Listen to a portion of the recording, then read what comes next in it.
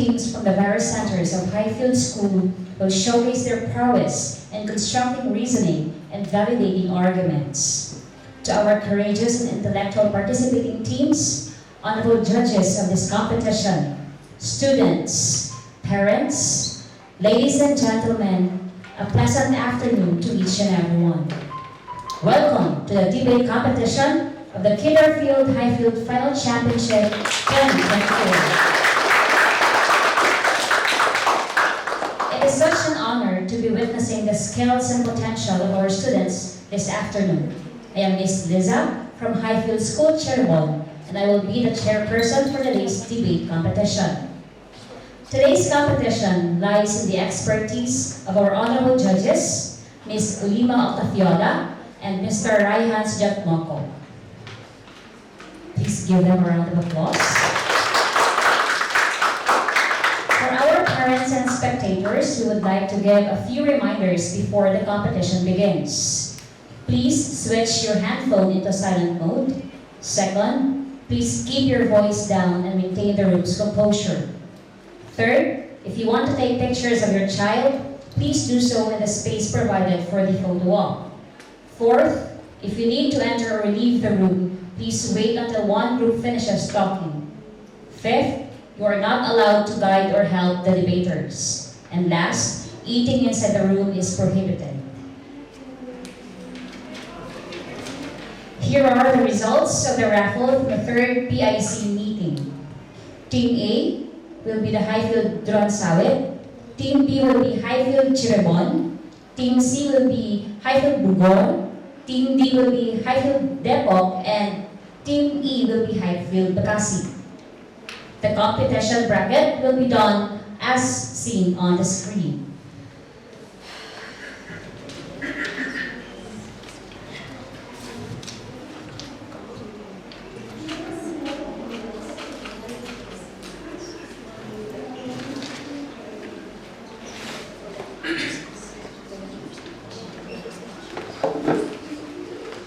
For the first match, we will now determine who will be the head and who will be the tail.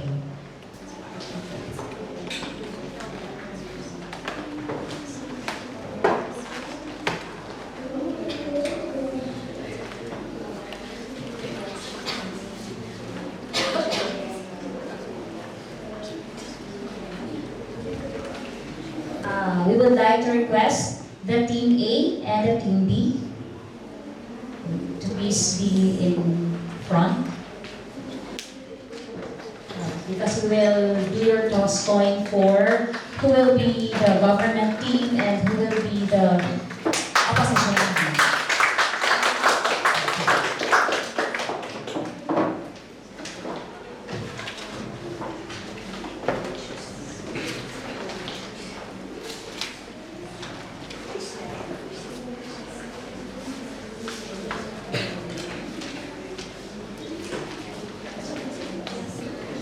I would like to request one representative from each team to please proceed here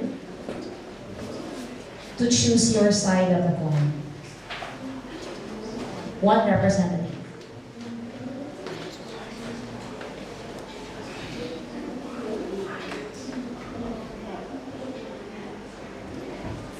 Okay, so the Ransawat will be the head and then Highfield Chirebon will be tails.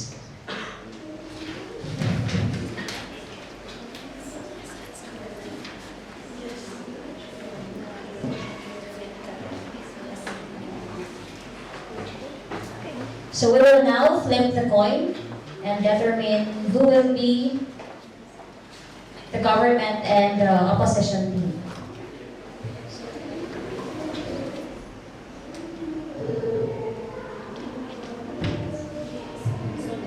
Okay, so since the tails won, they will be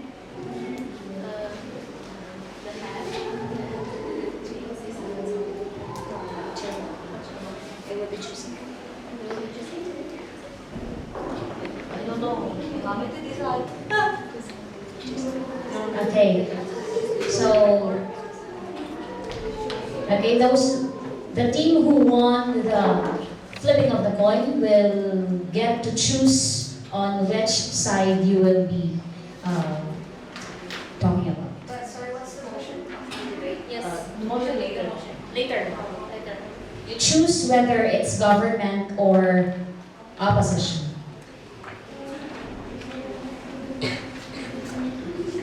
Government. Yeah. Okay, so Highfield Cheribon will be the government and Highfield Ronsalit will be the opposition. Please take your seats in your designated tables. So before we start the competition, let me read the rules and regulations. The motion will be decided by a raffle done by the MC. Each team will be assigned as a government and opposition team via a raffle. The government team will always start first. In every debate, each team shall have the following equal amount of speaking time. Concept building, 3 minutes for elimination and semi-final round, and 5 minutes for final round. First speaker will have 4 minutes, second speaker 4 minutes, and the third speaker will have 4 minutes as well. Reply speaker will have 1 minute for the speech. A timekeeper shall be present at each debate to time the speeches.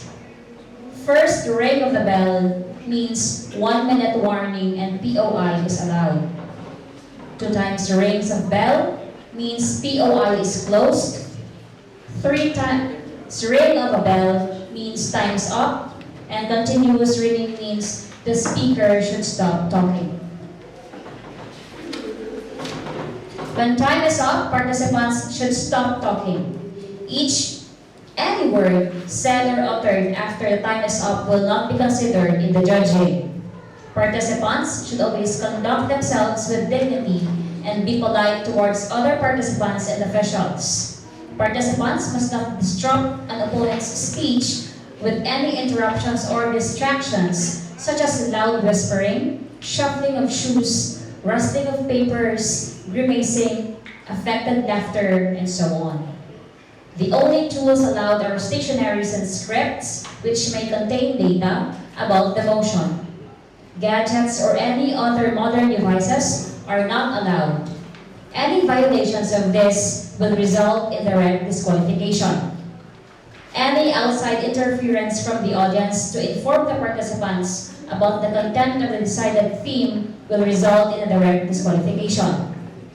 The judges' decisions are final and cannot be altered.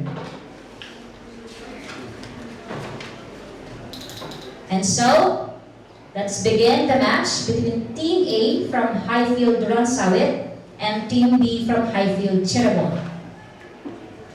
So we will now decide on the motion.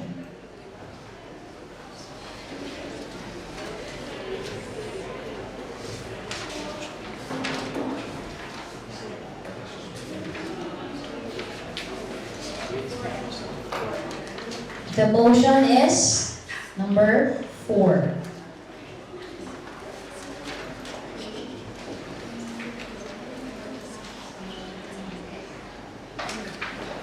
Your motion is, this house believes that happiness is more important than success.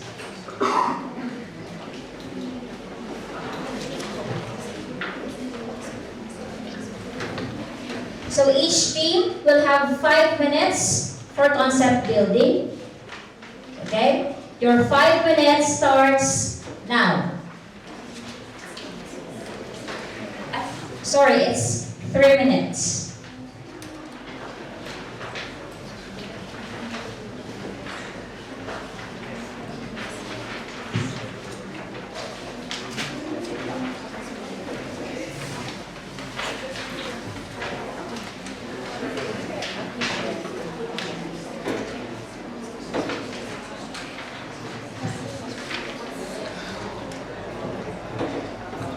Okay, your time is up.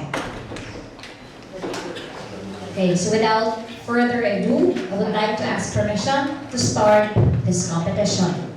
I would like to call the first speaker of the government to begin her speech.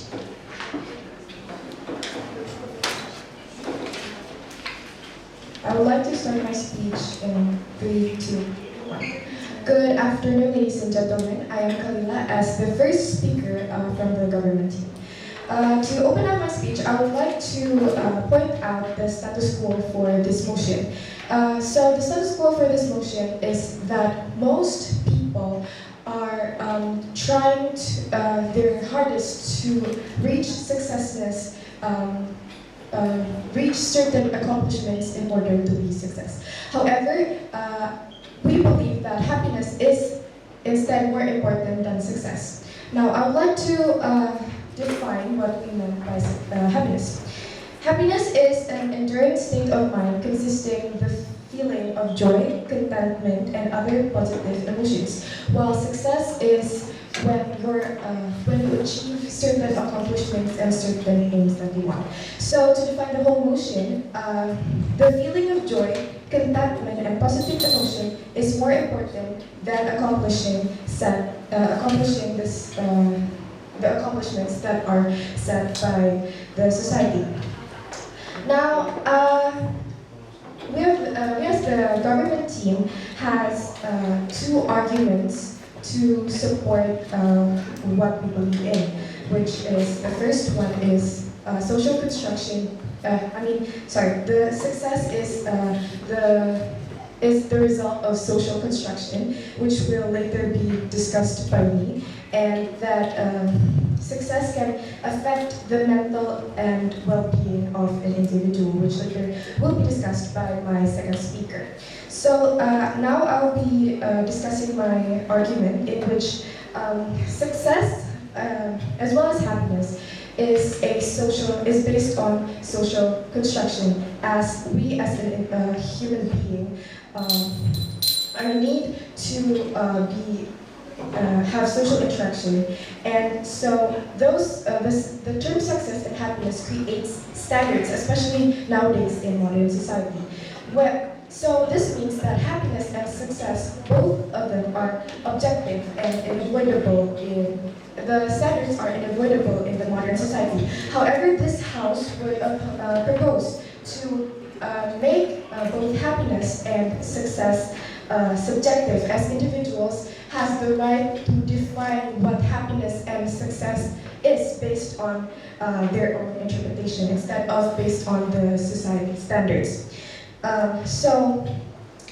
as human beings should not standardize the so-called happiness or the so-called success. And that is why this house believes that happiness is more important than success. Success should be subjective, not objective. Success and happiness should be defined by ourselves, by an individual, not by the standard of the society.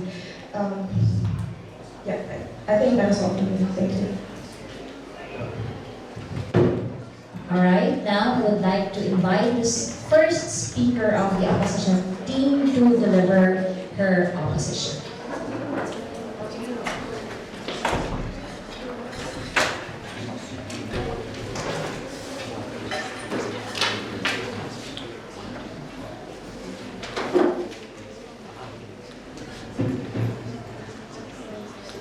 I'll begin my debate in 3, 2, 1. Good afternoon, judges, ladies and gentlemen, and members of the government team. I'm Felicia as the first negative speaker. Our house completely disagrees with the statements from the government team, and this is my rebuttal. First, success is not only accomplishment, but also in health, social life, and academic ability. And also, you cannot argue that success is a social standard, while happiness also is, because happiness is a feeling that came from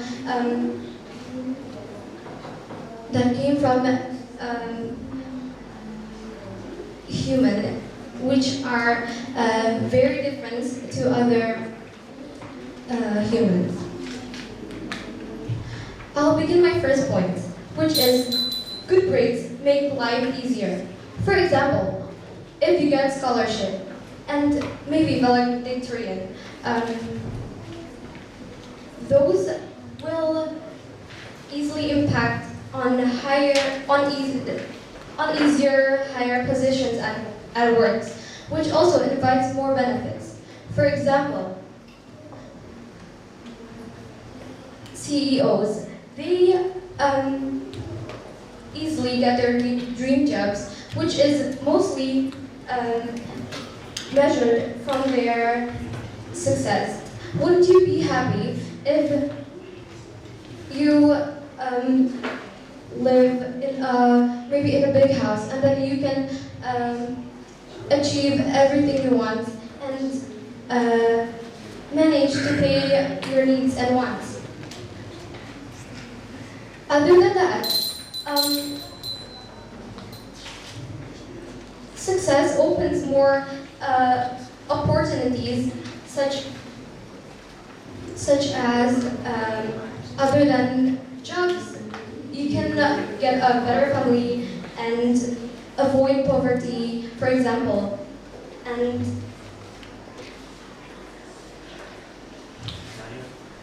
can reach anything you want through success. Because, so in conclusion, our group believes that success affects happiness.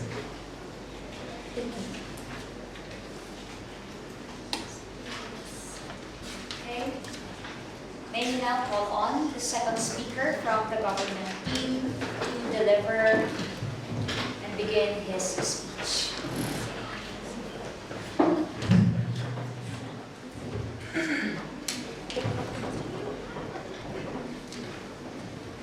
I will be beginning my argument in 3, 2, 1. Good morning, ladies and gentlemen. My name is Miracle, and I am the second speaker of the government side. And firstly, I would like to make my rebuttal to the first speaker of the opposition side. You have stated that you stated that happiness is also subjective. However, happiness is something that can be defined by yourself. Frankly, for example, there was once a Korean idol named Soli, and one of her dream jobs, just like as you had mentioned, was to be a K-pop idol. Finally, she achieved that dream. However, she was cyberbullied online, and thus she has passed away. And this is going to be sensitive, what I'm about to say, so I apologize. But what use is success if we aren't alive to live it? If we can't feel or experience our hard work and success, what is the point? The suicide rate, may I mention, is 60% across the world, and frankly, there is so much going on that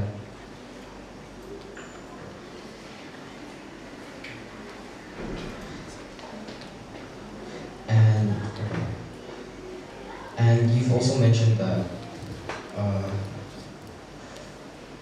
success may not only be determined by academic achievements, but it can also be determined through their people's unique aspirations, values, and personal goals. However, this may still be affected by a lot of negative things that determine that success won't be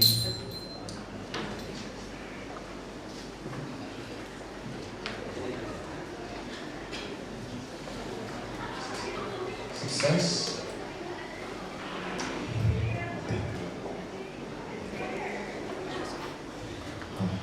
social contracts such as education, wealth, career achievements, and social status play a significant role in determining what you define success is. However,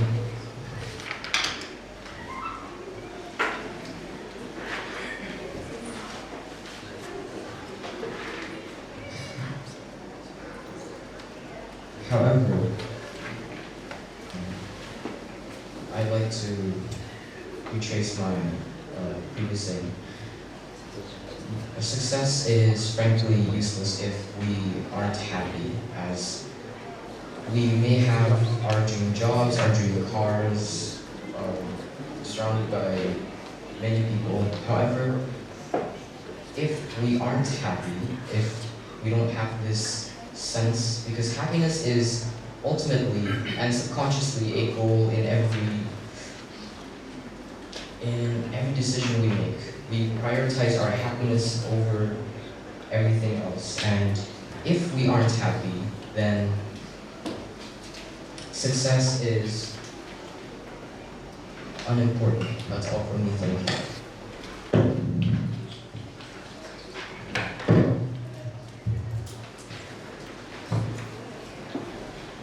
Okay, so let us now invite the second speaker from the opposition team to begin their speech.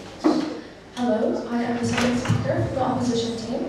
And first of all, I'd like to start with further clarifying what we mean by success in this conversation and to refute the points made by the opposing team. First of all, when they mention that success only means that you're accomplishing things and it doesn't necessarily equal happiness, we'd like to refute by saying that our definition of success in this context is the ability to achieve your wants, your goals, your dreams, and does that not guarantee happiness at some extent? For example, success is not mutual to happiness. If you were to get your dream job, you want to be an architect, and you manage to become one of the most popular ones in the entire world, going down in the history books, living in your dream mansion, visiting vacation houses with your family, would that not make you happy to some point? Being able to sustain a family, sustain a life, have your wants anywhere, anytime, anywhere you want. But would you say that happiness in itself, the ability to feel joy at some extent, guarantees you a good life, a good successful life? You may be happy, lazing around in bed, but later on when you fail your classes, when you don't make it to your dream university, your dream career, or even a sustainable job, will that really guarantee you happiness when you have to struggle with paying off your bills, paying off your rent, paying off the lack of ability to not have a family, to not have a happy life? We argue that not only does your point not make sense in prioritizing happiness and success, but the fact that success is the goal to happiness. When you're successful in your social life, when you're able to connect and make friends without doing anything wrong, does that not guarantee you fulfillmentness, but also safety, security, a good life where you can take care of your needs, raise a family, and much more? Success also means that you achieve your goals, which gradually leads to happiness. To further clarify the points made by the previous team, we'd like to add that first of all, when we said success prevents poverty, prevents a lack of family, to actually achieve happiness, we'd like to define happiness as something that means you can enjoy the things that you have, you feel content in life.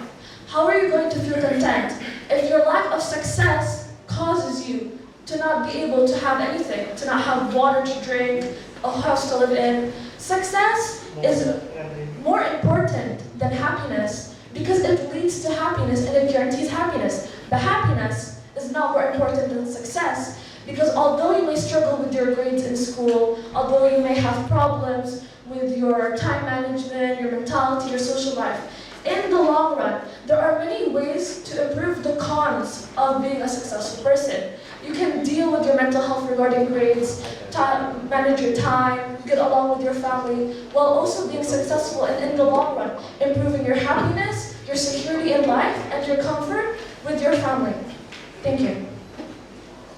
I would like to call the third speaker from the government to begin her speech. I'll start my speech in 3, 2. Good morning, ladies and gentlemen. I'm the third speaker, Amanda Peter, and I'll be rebutting to the second speaker of the opposition team. The first thing first that you exactly stated is when you said that when you achieve something greatly in your life, you could exactly determine happiness. But first of all, that when you exactly achieve something in your life, as my second speaker has mentioned, that this girl was extremely talented, popular, and achieved all her goals and jobs exactly in this kind of the asset entertainment. She also did suicide. So what's the point of you determining that having a good, maybe all of the goals and achieving you exactly achieve can exactly determine happiness. Because there are a lot of wealthy people or those kind of successful entrepreneurs, they do exactly do suicide and they do exactly feel all the problem. Now, one of the main problems that exactly fear by all of those successful entrepreneurs is when they were faced into debt. And of course, this kind of thing is also included by my second speaker, where they say when you achieve something good, such as the Zuli, the Korean entertainment, she exactly accept, or maybe she exactly had the wealth, the beautiful, those kind of things. She still feels this kind of suicide. And then the fifth speaker also stated that success is not only accomplishment of academic, but then the second speaker stated that success is also the accomplishment of academic. So which one is actually right? Because the first speaker of you stated that success is the achievement of academic, but the second one you said that what's actually the meaning of life when you exactly don't achieve this kind of academic and you don't exactly achieve this kind of wealth. But back again to my point that how can we exactly achieve happiness if you had no, maybe like the objective in your life, the kind of, the feeling of enjoyment? Some people, they might have a big dream house, exactly being a model, being an artist, being those kind of successful entrepreneur. But if you don't have the value of life, what's the meaning of life then?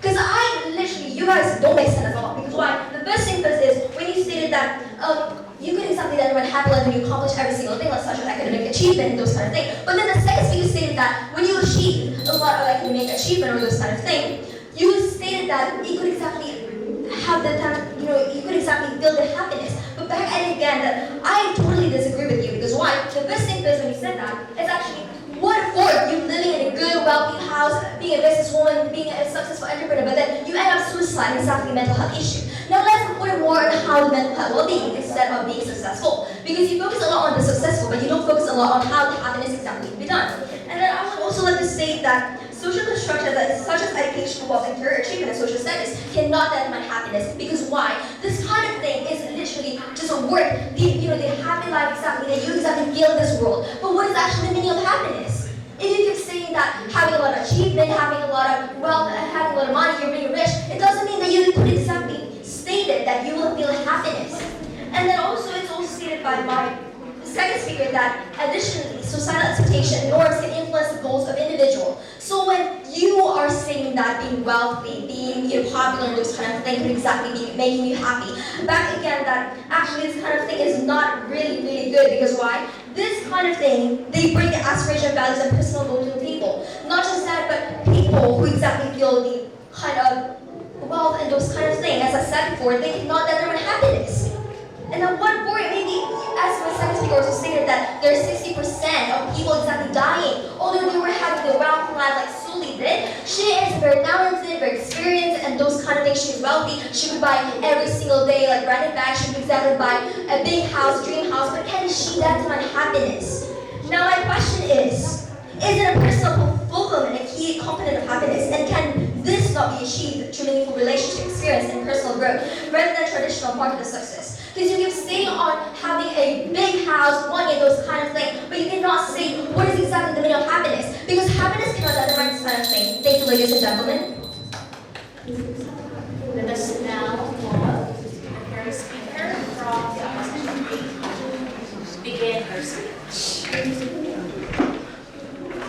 I will start my speech in 3, 2, 1. First of all, good morning, good afternoon to everyone here. And my name is Lin Tang from the opposition team, and I will be presenting the third speech, the third argument for this opposition team. First of all, how do you clarify that a house, a big house, living in that house, having everything that you want, how does that not include happiness to some extent? And first of all, you did not even clarify what the meaning of life is. And not only that, you have failed to clarify what happiness truly is. Yes, you mentioned the definition, oh, happiness is blah, blah, blah. But is it really, how do you achieve happiness then? How do you get happiness in the first place? How do you get that feeling of joy, that feeling of contentment? Because the truth is, the complete happiness in a life, that is utterly impossible. Because when you are completely happy and there is nothing left to work for, what's the point of living anyway? You have to be able to grind for something. When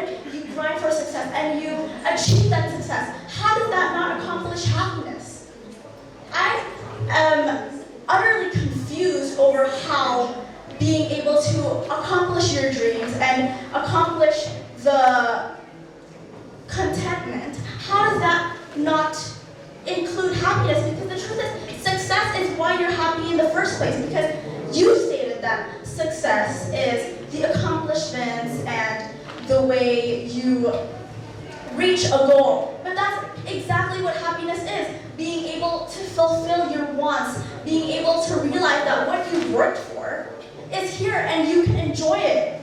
So how does that mean that because we have success that we don't know the meaning of life?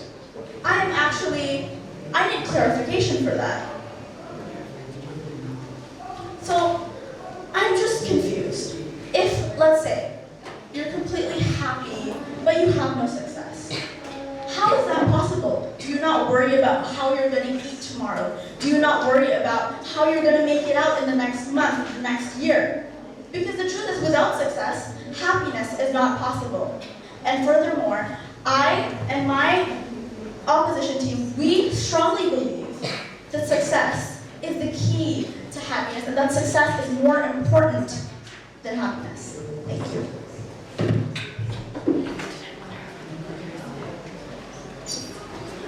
Now, I would like to call the reply speaker from the government team to begin her speech.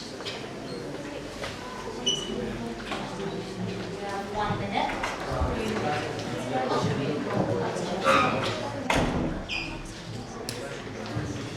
I stand corrected. I would like to call the reply speaker from the opposition team to begin her speech.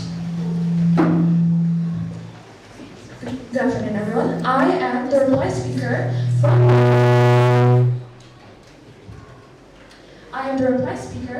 the opposition team.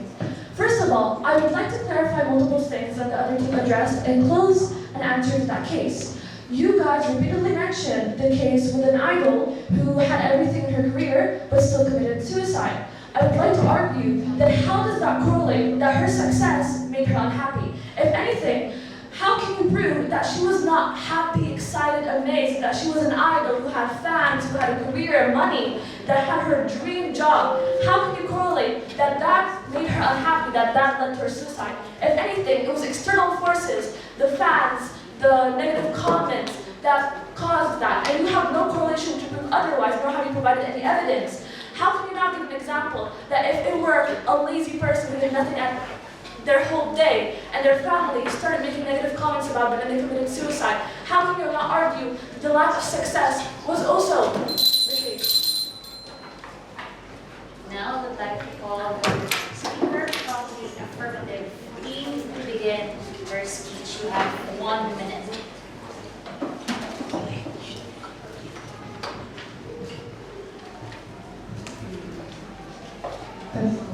I would like to start my speech in 3, 2, 1. So, as the first speaker here, I would like to restate the arguments that the government side is proposing, which is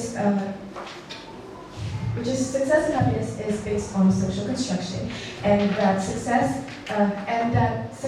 being success it can lead to mental and well-being of an individual. While the opposition team there mentioned about how you will be happy if you are successful.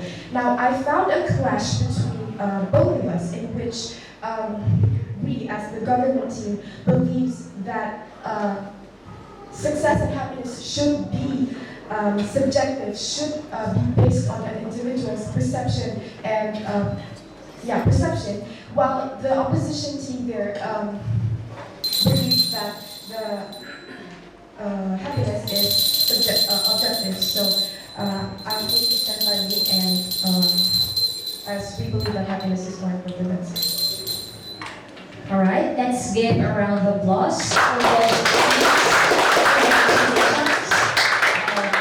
Team A and B for the first match. Okay, so the speakers have presented their arguments and rebuttal to each argument between happiness and success. Okay. So we'll just wait for our judges to finalize the scores for us to determine who will proceed to the next round. So the next round will be the semifinal round. So match 2 will be between the match 1 winner, so whoever will be winning in this match, versus the Team E.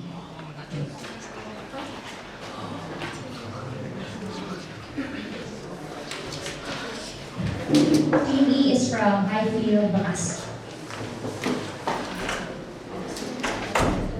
Okay, so for the next match, we would like to inform or remind our the both teams that the process will be the same for your next match.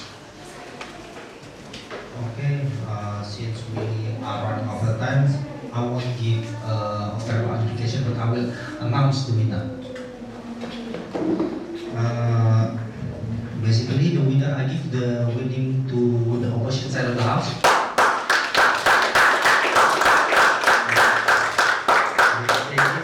For clarity, more clarity of in the definition of the debate, and I give you point of that. Thank you. Okay, congratulations to all debaters. Thank you, judges. We will now proceed to our second match for this afternoon.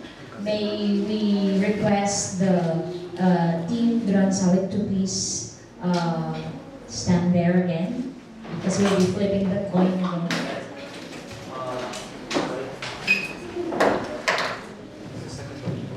Team E, please stand in front also. May we request the Team B to please vacate the tables. Representative from each team, kindly proceed here to choose your side of the coin. One from Team E, representative. So Team A will be heads and Team E will be the tails.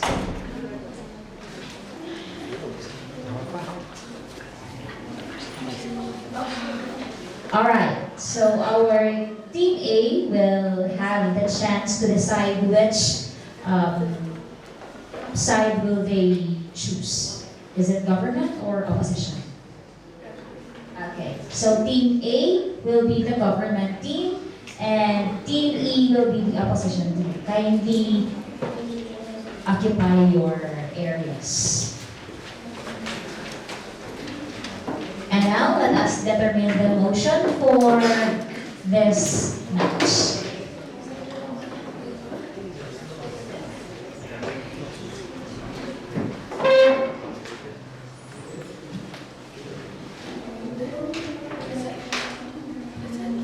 Okay, it's the first motion.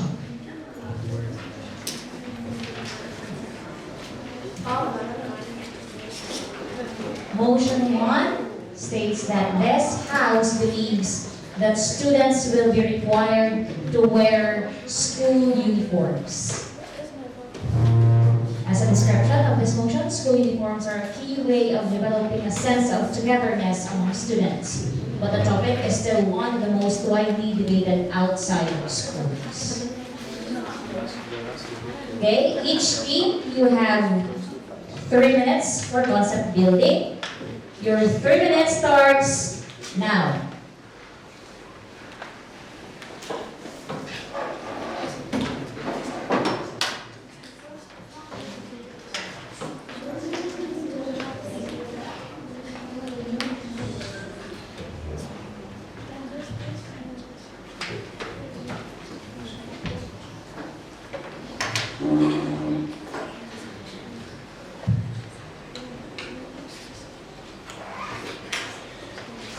Alright, time's up. Okay. This juncture, I would like to call the first speaker from the government team to begin her speech. You have 4 minutes.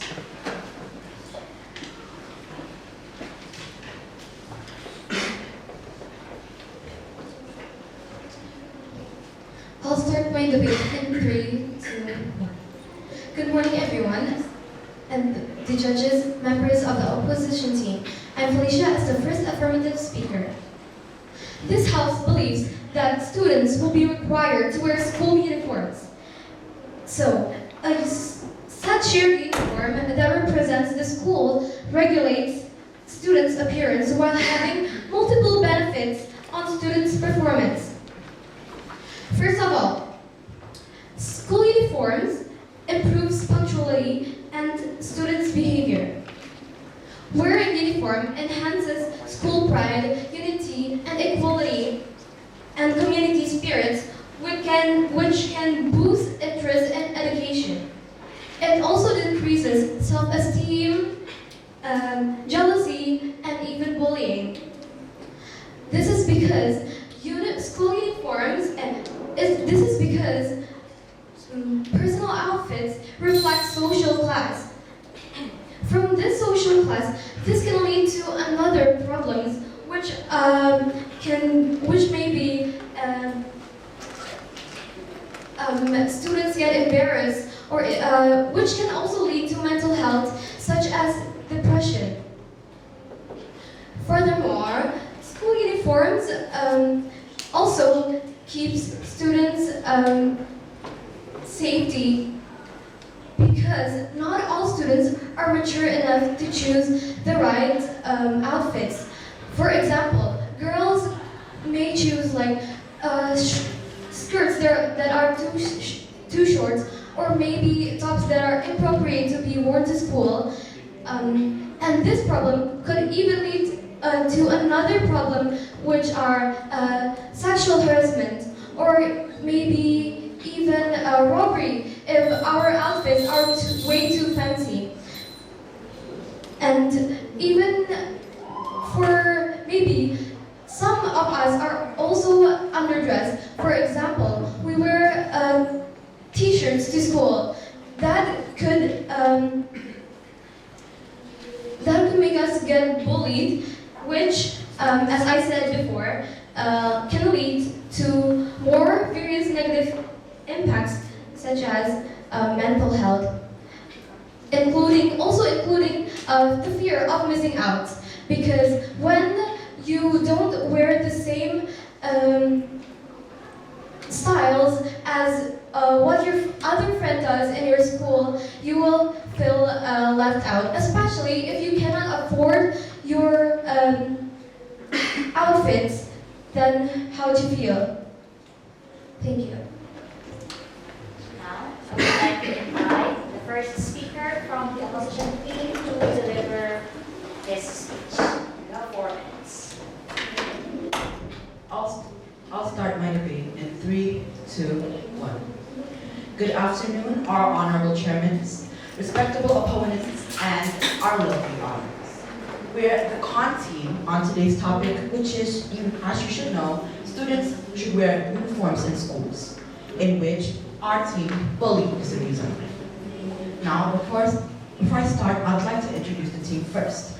I'm Felix, the first speaker, who will voice and explain my arguments, followed by Akdan, who will oppose your team's arguments as the second speaker, and also Didi, the third speaker, who will sum up our arguments and topics. So first, I'd like to start with my arguments. Now, for my first argument, uniforms lead to more policy of students. If a school has a uniform policy, it generally tries to enforce that policy by monitoring students' clothing and punishing students for violating uniform requirements. This could make students feel that they're being scrutinized and punished for their appearance, which could have negative effects on the students' self-esteem or attitudes towards their own school. And to rebut with what your first speaker has said before on we can get bullied, well, actually it turns out from websites of research, people get bullied in school, not based on their clothing, but based on their physical appearance, which is another topic.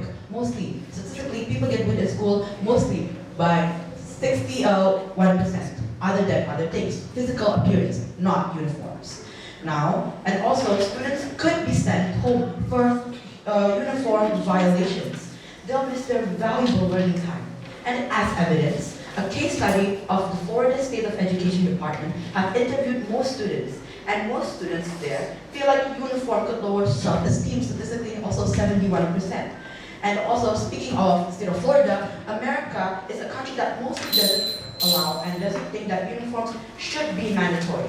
This is because the government feels like that using uniforms lowers their freedom, especially which leads to my next topic, which is uniforms don't give students the freedom expression that they need.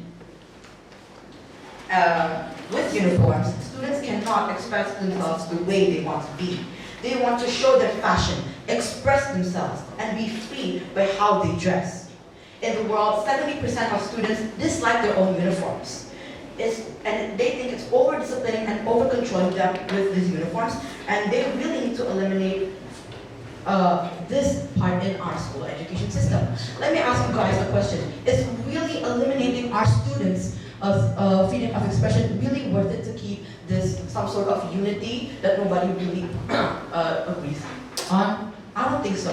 And also our students do not really think so statistically. Now, this proves that our school should show a better environment for education without uniforms. That's all from the first speaker. Thank you. I would like to invite the second speaker from the government team to start her speech. You have 4 minutes. Good evening, ladies and gentlemen. I am Gada, the second speaker from the government team. First of all, I'd like to repeat multiple flaws in the arguments of the opposition team. First of all, you bring that a uniform increases more, uniform policies, which means students get dress coded more often, right? I'd like to argue this with the fact that during the first semester of a mandatory uniform program at a school in America, there were less dress code referrals because it dropped actually from 1,565 to only 405, which is a 74% decrease in discipline referrals. Because when you have a uniform, it's less likely to break a dress code. How many times do students have to wonder that, oh, is my skirt too short? Is my hair not into my hairstyle? When they have a set uniform with set requirements and set materials. You just need a tie, your ID card, a skirt, and the shirt that you could purchase all from the store. This means that, in fact, it does lead to less dress code referrals. Second of all, you said that a dress code increases the opportunities for bullying, when it is, in fact, the opposite.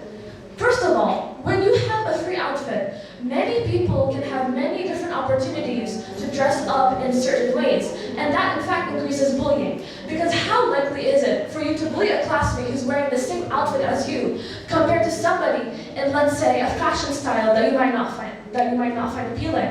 Let's say an alternative style, which is not popular among the mainstream media, is that not more likely to get bullied than a set dress code that everybody wears? How can you bully someone when you're wearing the same thing? Second of all, I'd like to state that it does in fact affect bullying, because a study in 2019 concluded that from a span of 12 months, they gathered hundreds of students and asked them about their bullying and the circumstances that affected. In fact, 59% believed that attitudes towards their appearance were a major cause of bullying. Because it's very easy for people to bully others based on their outfit. If you're not wearing the loose jeans, if you're not following the mainstream trend, and much more, compared to a set dress code that can easily be monitored and regulated. Furthermore, it decreases the amount of time needed for students to get dressed in the morning, which in fact saves more on referrals and in punctuality. That is what I would like to highlight, especially from the first argument that you did not clearly refute. And that is all. Thank you. I would like all the second speaker from the opposition team to begin this speech. You have 4 minutes.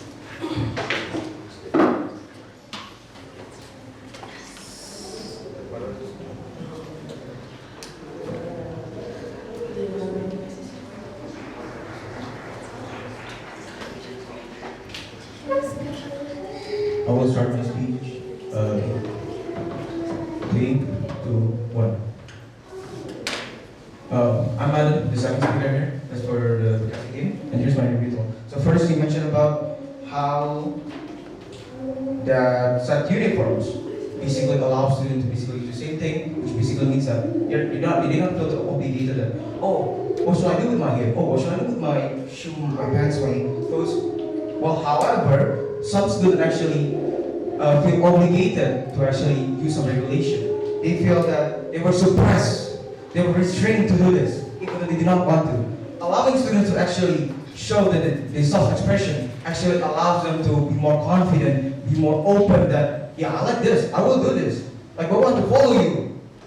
Alexis, you're talking about no bullying. Well, apparently, you actually completely ignores a lot of reasons for bullying and not only for uniforms. As what my mates here have already said, that bullying are not as often it happens for difference in trans, in uniforms or something. It's actually from the appearance itself. It doesn't matter anyway, because like if you actually obligate students to basically use the uniform that they refuse to use, they feel restrained, they will also feel lower self-esteem, they will feel uncomfortable, they will feel obligated, and therefore they will be not as confident anyway. So like it's the same thing with bullying. The effect is the same. There's no point. And that's not to mention that for some people, uniforms can slightly be a little bit discomfort. As for they may be too hot, too thin, or maybe they're just not suitable for them. We're talking about for people with disorder, autism. What about them? Some special built clothes allows them to actually feel more comfortable, but it's not use uniform to basically. But instead, if you actually force them to actually use the same uniform, they might actually feel that it was restraining. Not to mention that uniforms also basically, some schools have uniforms that basically not so high in quality, they are substandard, they're basically, they were made from the substandard materials, which basically means that it can be easily broken. Or, as we all know, talking about children, basically they grow really fast, which means that uniforms can be also outgrown. As we all know, not every single people have the same socio-economics classes, which basically means some specific certain people cannot buy uniforms, especially when the school basically marks up the price so they can not only enforce students to actually use the uniform, they can also gain some profit from it.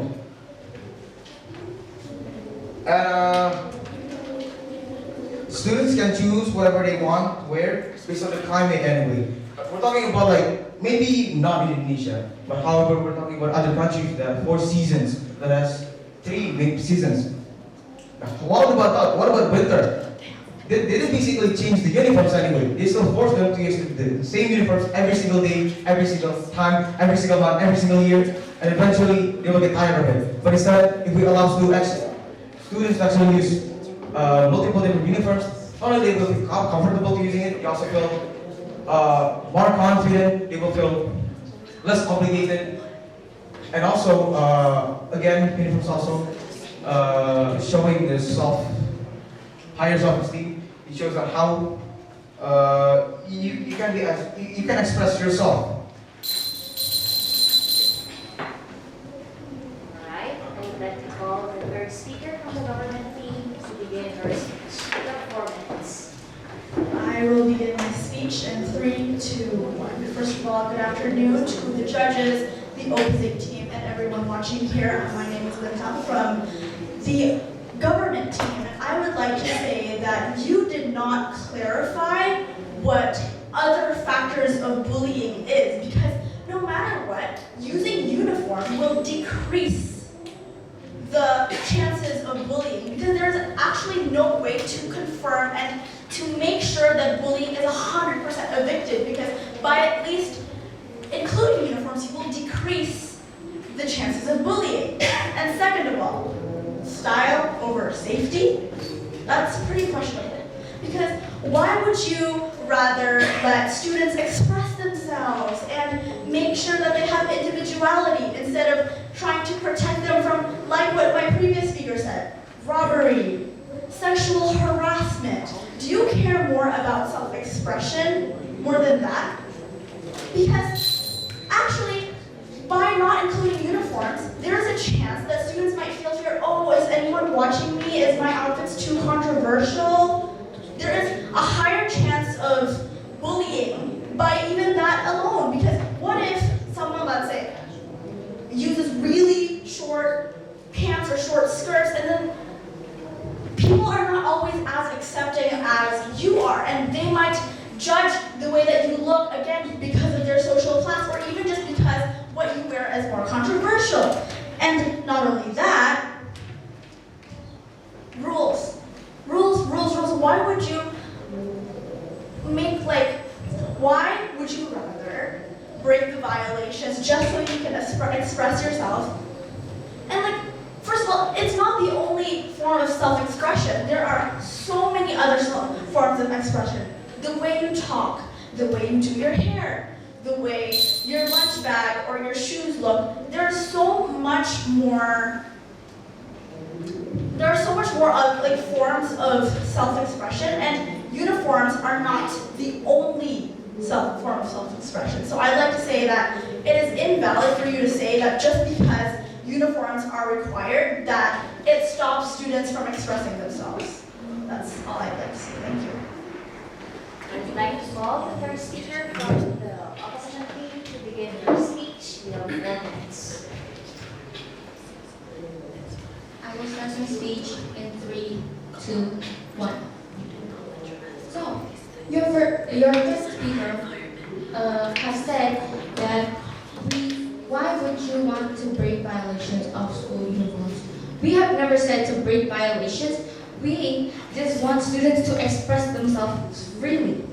And additionally, with these clothes that are, with students wearing non-uniform clothes, we can, again, as my first speaker said, we can dress code them for the clothes, and we can have rules on how they should properly dress themselves, as in do not wear a crop top, or you shouldn't wear ripped jeans and other stuff like that.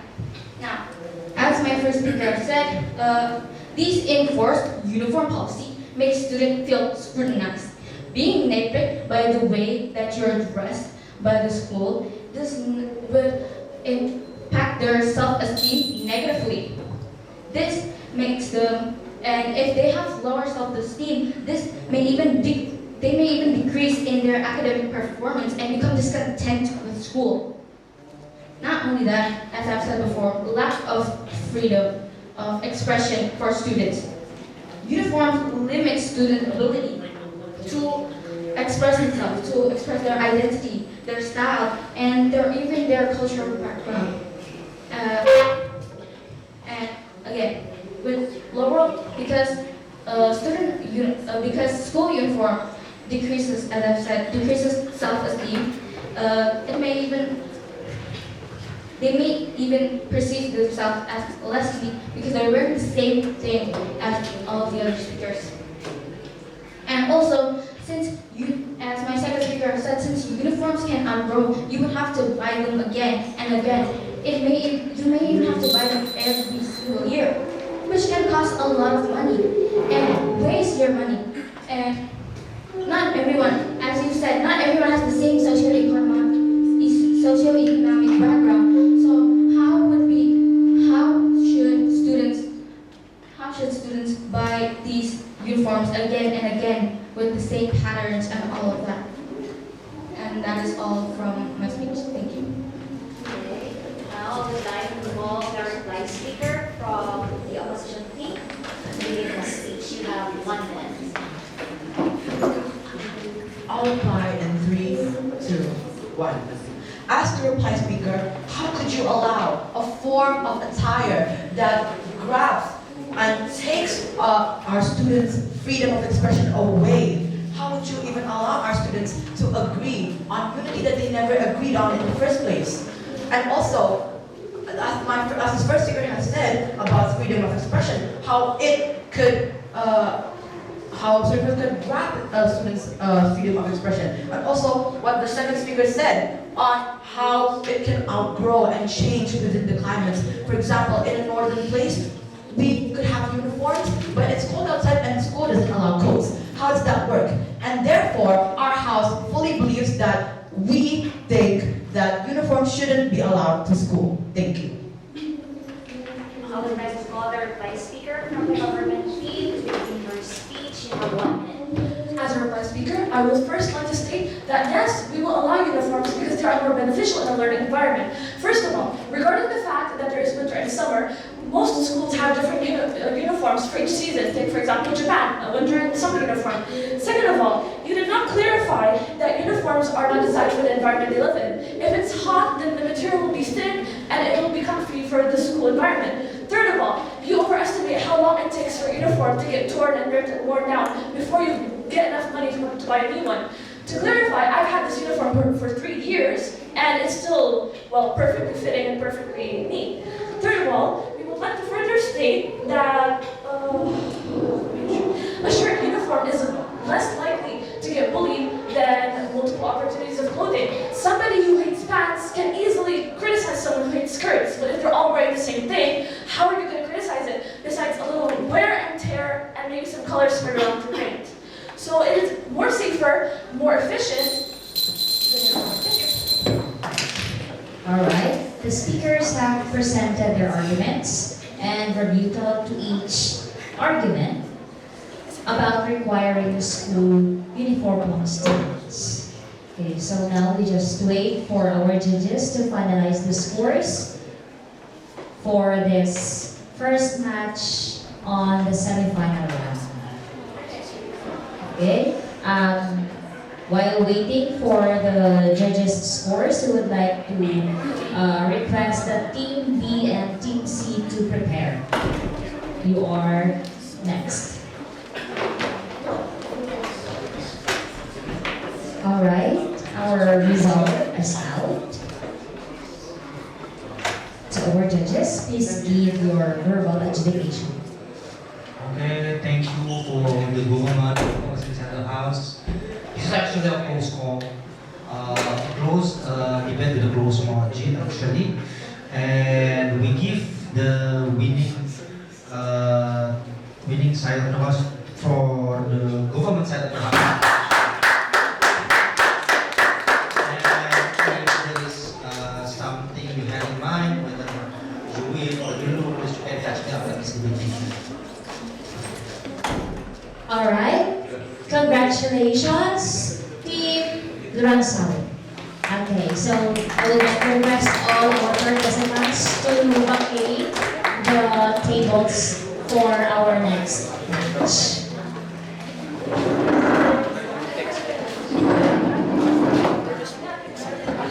Okay, we will see you on the next rounds, the final round. Alright, our third match for the semifinal round will be between Team Bugor and Team Depo. Please occupy the space in front, participants. So each team is requested to send one representative here for the flipping of the coin. Alright, please.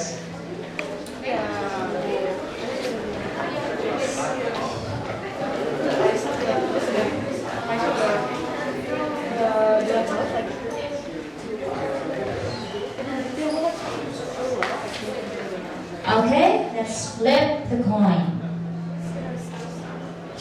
Alright, heads. So, Team Bogor will have the chance to decide which team would you like to choose. We would like to be the government team.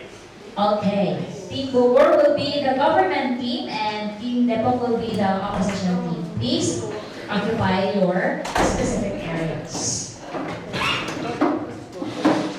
Okay, we will have the same process for this match.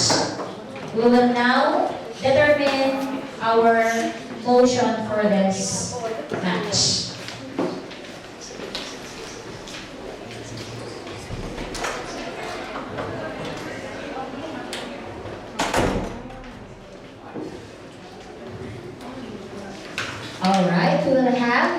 the motion number 5 for this match. Your motion is, this house believes that fear of missing out can be a good thing. Description for your motion is, in a world that often portrays fear of missing out as a negative and anxiety-inducing phenomenon, it's important to recognize that this feeling isn't entirely detrimental. While excessive fear of missing out can lead to stress and unhealthy comparisons, there are instances where fear of missing out can serve as a catalyst for personal growth, exploration, and meaningful experiences. So each team will have 3 minutes for concept building, and your 3 minutes starts now.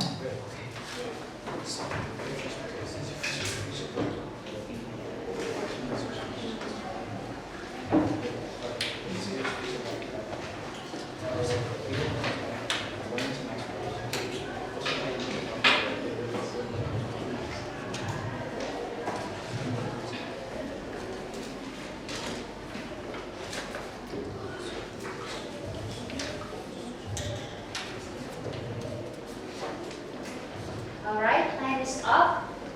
So let us now start the third match of the debate competition. I would like to call the first speaker of the government team to begin his speech. You have 4 minutes. Okay. I will begin my speech in 3, 2, 1. We believe that fear of missing out, or FOMO, can be a good thing. Good afternoon, everyone. The judges, opposing team, my teammate, and ladies and gentlemen. But first of all, what is FOMO? FOMO is the feeling of anxiety that someone may miss an exciting or an interesting event that may currently be happening elsewhere. Now, often around by posts on social media, it will be TikTok or Instagram or Facebook. While often perceived as a source of stress or anxiety, FOMO can serve as a powerful motivator. It pushes individuals to explore new opportunities, connect with others, and broaden their horizons. The fear of missing out prompts people to step out of their comfort zone, try new experience, and seize the moment, leading to a personal growth and enriching their life, enjoying life. In essence, FOMO, or fear of missing out, can be a catalyst for positive change, for a driving force behind a more fulfilling and adventurous life. As we navigate through complexities of modern life, the fear of missing out can act as a compelling force that propels us towards the opportunities we might otherwise overlook. FOMO encourages us individuals to embrace novelty, fostering a sense of curiosity and openness to a diverse experiences. It serves as a reminder that life is a full possibilities.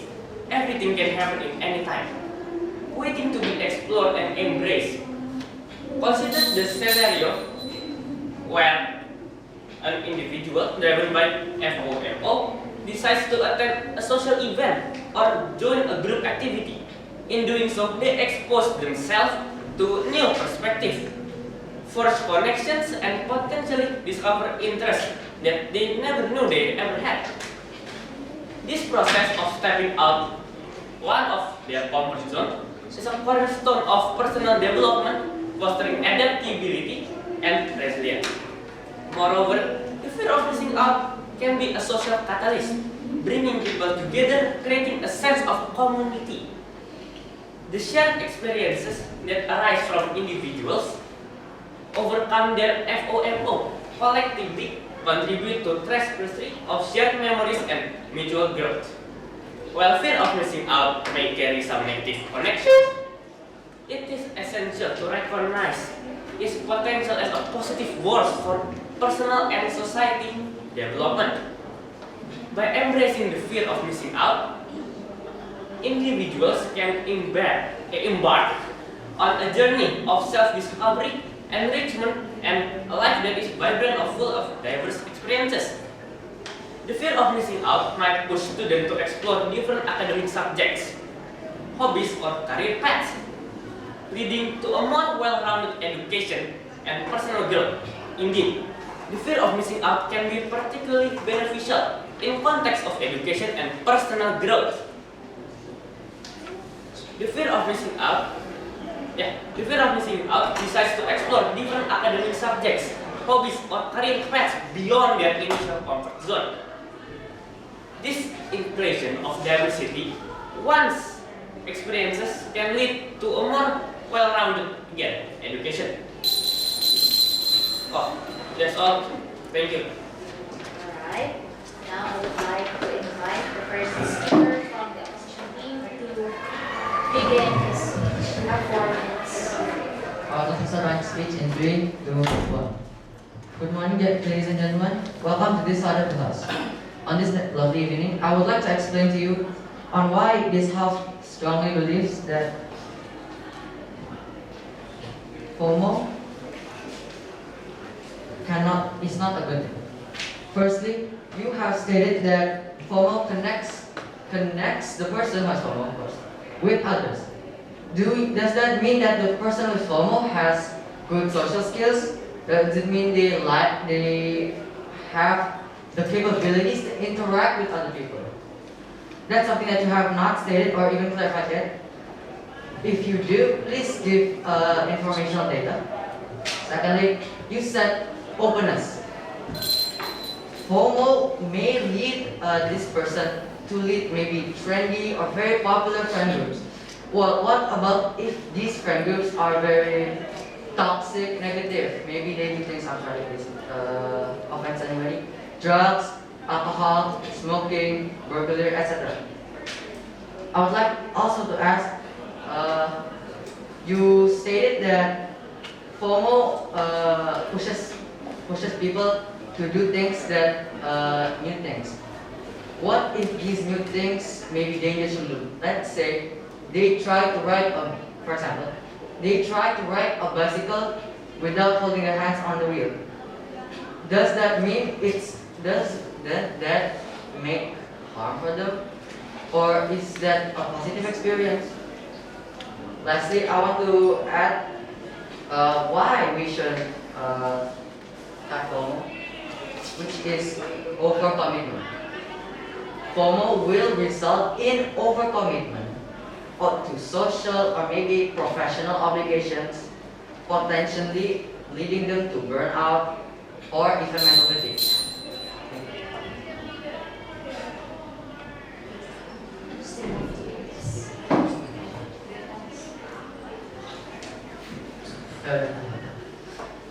I would like to restart my speech in 3, 2, 1. To continue.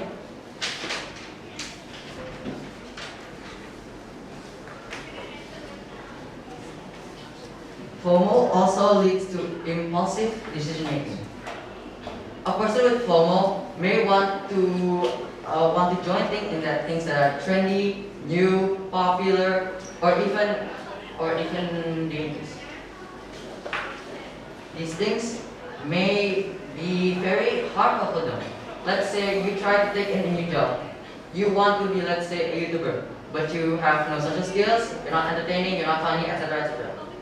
If you rush due to this FOMO to take decisions quickly, it may lead to negative impacts in the future. Thank you. Alright, I would like to invite the second speaker from the government team to begin his speech. You have 4 minutes. I will begin my speech in 3, 2, 1. Good afternoon, everybody, the adjudicators, the opposition team, and the audience. I am Theo Magia from the government team. Firstly, I'd like to review the first speaker from the opposition team's point. So, the first speaker said that FOMO, or fear of missing out, requires social skills to join a certain friend group or to be accepted by a certain group of people. Instead of requiring the skills to socialize, FOMO helps train or build up the skills to socialize with people. And you said that friend groups can be toxic or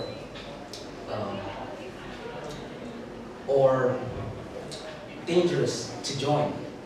Well, again, the socialization skills can also help build the knowledge or again, skills to filter out which friend group is dangerous or bad for you. Again, by embracing FOMO responsibly, individuals can curate their experiences, focusing on activities that align with their passions and aspirations. The key is to use FOMO as a source of inspiration rather than succumbing to external pressures. See, pressure.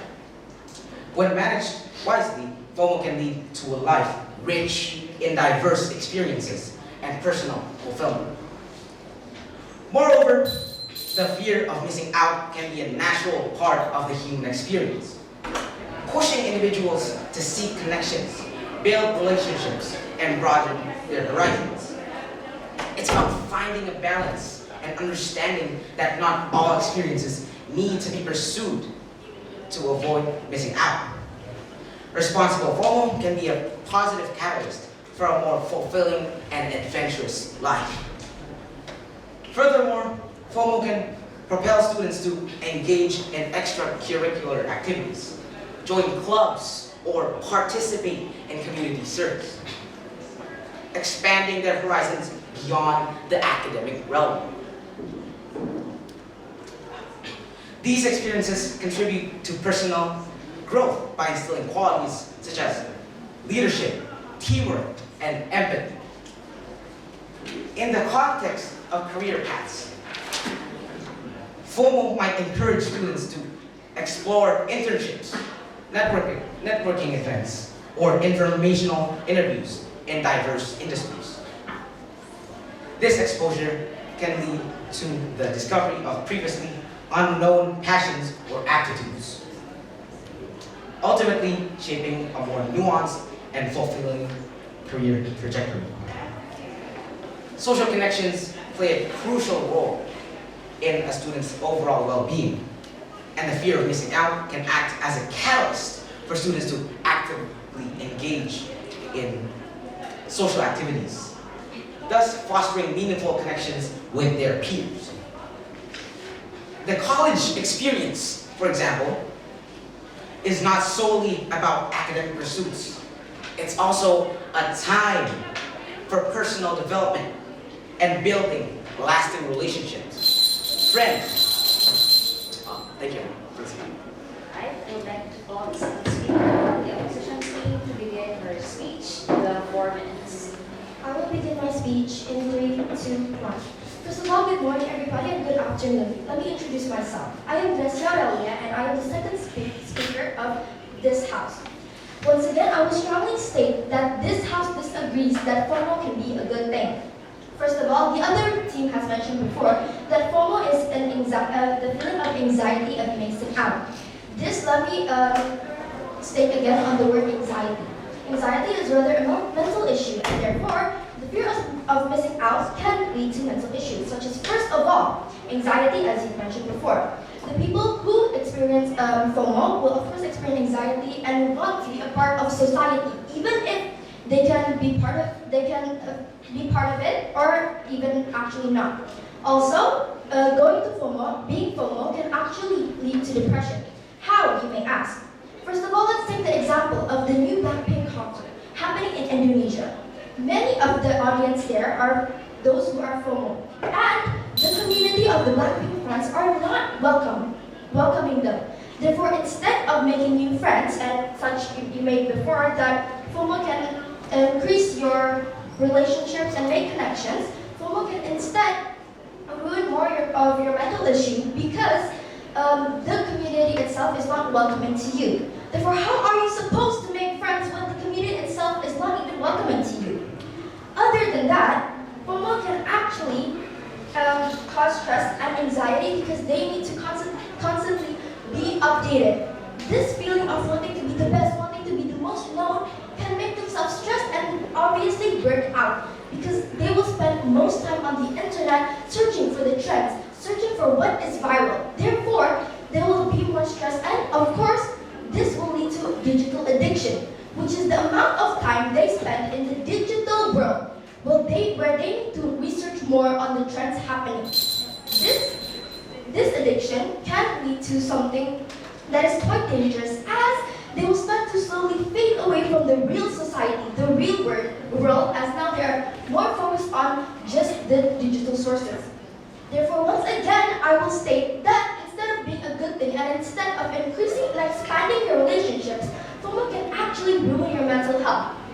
But this goes most with the community itself being not welcoming to you. So, therefore, you cannot make more friends if the community itself is not welcoming to you. And also, this will cause an addiction to technologies, an addiction to the digital world, focusing more on searching for the trends, searching for viral things instead of actually socializing with people in real life, in your real reality. When another thing is that FOMO can lead to impulsive decision making. FOMO means you want to try and follow something that is trendy, right? Therefore, you will start to do things that is not in your comfort zone and you might not even be introduced to it before in the first place. When you experience this viral activity, you might regret it and therefore causing a trauma for you to make more decisions, to try new things. And this is a struggle that most people experiences now is because of the previous trauma and the bad experience they've had before with FOMO, especially as I mentioned before, that the community of the viral trend that's happening might not be welcoming. So once again, instead of expanding your relations and connections, it might actually ruin yourself and social skills. Thank you very much. I would like to call the third speaker from the government team to begin his speech. You have 4 minutes. First of all, good afternoon everyone who is in this room, and good afternoon to the opposition team, and good afternoon to the judges. My name is Josh, and I will now conclude my team's points. First of all, I must rebut against the second speaker's points. You said that that if like the Blackpink community can be toxic to you, why? If FOMO is face responsibility, the people who are, for example, getting criticized by the community, they can, if they face responsibility, they can avoid that community and join another community that fits well to them, instead of joining a community that is destroying them mentally or even physically. And this also correlates with your second point. You said that they can, for example, face impulsive things. As I repeat, if FOMO is faced responsibly, they can avoid it and without facing any harm for their mental, and instead focus on what they want to do and FOMO. And now to conclude my points and my team's points. While acknowledging the downside of FOMO, when approached with mindfulness and responsibility, it can be a positive force. By using FOMO as a motivator for meaningful experiences and personal growth, individuals can lead more enriching lives. Let us not dismiss the positive aspects of FOMO and instead learn to harness its energy for a life filled with diverse and rewarding experiences. And I would also like to reiterate with FOMO, that FOMO, when approached with mindfulness and self-aware, can be a positive force. It can motivate individuals to explore new opportunities, build connections, and enrich their lives, making it better for them. These social connections are more than just means of combating loneliness. They contribute significantly to personal growth. Interacting with peers from different backgrounds, cultures, or areas of study exposes students to to be diverse, to have a diverse perspective, and helps develop their essential interpersonal skills. FOMO on these social interactions become a driving force for students to step out of their comfort zones and cultivate a rich and varied social network. Moreover, these connections can be a vital support system during challenging times. Students who actively participate in social activities are likely to feel more connected to their academic community, creating a sense of belonging that positively impacts their emotional well-being. FOMO, when channeled into social activities, become powerful motivators for students to forge meaningful connections, contributing not only to their personal development, but also by their emotional well-being during their academic journey. By embracing the fear of missing out responsibly, we can break free from stagnation, fostering personal growth and a more fulfilling lives. Let us not dismiss the potential benefits of a well-managed FOMO. Thank you. I would like to call the third speaker from the opposition team to begin her speech. You have 4 minutes. I would like to begin my argument in 3, 2, 1. Good afternoon, ladies and gentlemen. My name is Evita Saidamala, as the third speaker of the opposing team. I would first like to thank the third speaker from the affirmative house for the statement. Hereby, I, as the third speaker of this house, will summarize the points that this house has made and also make some rebuttal towards the affirmative house points. First of all, we still strongly believe that fear of missing out cannot be benefiting to anyone who feels so. And why is that? Firstly, to rebut the third speaker of the affirmative house statement, which is joining another community when we first try a new community which has an unwelcoming member, it contradicts with trying new things.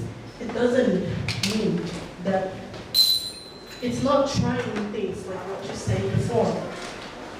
By joining another community, the hate from the previous community are already overwhelming, hence creating a fear of joining and making new decisions like what my previous teammates have mentioned.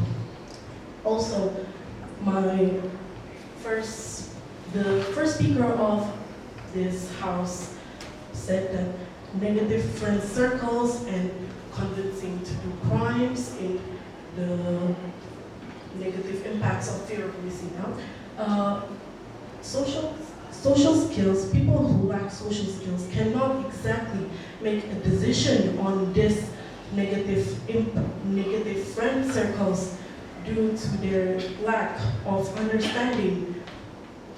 Also, there will be impulsive decision making, like what the first and the second speaker of this house stated, which is the lack of research towards the newer trend that we are trying to join, the new community we are trying to join. And the lack of research can cause a bad influence towards the people who are joining that community. Because without the information of what the topic, what the community is about, we will lack the choice to make decisions in what we can see as a right thing in the community or a wrong thing in the community. And hence it can negatively influence us as we get the fear of joining new things and joining new communities. Also, the affirmative team mentioned that it trains social skills and inspiration as it acts as a catalyst to engage in social activities. However, the FOMO itself starts from a low self-esteem. It is, just to recap, FOMO is the fear of missing out, which is the feeling of anxiety caused by newer trends and the fear of missing what people know and what new topics can there are, and so that fear makes people have left low self-esteem as communities that are unwelcoming can create. Thank you. We would like to call our vice speaker of the opposition team to begin his speech. You have 1 minute. I am once again Graciela Elias, the real pride speaker of this house as the opposition team. Once again, we will strongly state that this house does not believe that FOMO is a good thing. The other house mentioned that FOMO can expand your relationships. But the real question here, I'm still asking, what if that community is unwelcoming to you? Will that still make you have friends? And also, you've mentioned before that if that community is toxic, you should find another community that fits you. Well then, that's not trying new things, and that's not for personal growth if you keep staying in your comfort zone. If you keep trying on things that you already want and feel comfortable with, does that count as personal growth for trying new things? And that does not count as FOMO then. Also, FOMO is actually really, again, a really dangerous and harmful thing for your mental health because you keep focusing on the digital world instead of your reality. With people who want to talk to you, but instead you want to talk to people and introduce yourself to them that may or may not even want you. So is FOMO really a good thing? Thank you. I would like to request the vice speaker of the government team to deliver his speech. You have 1 minute. Okay, I will start my speech in 3, 2, 1. So again, ladies and gentlemen, I would like to restate that this house promotes responsible usage of FOMO. Again, FOMO is the fear of missing out. It's the fear of not really relating with peers and classmates. But again, the opposition team said that the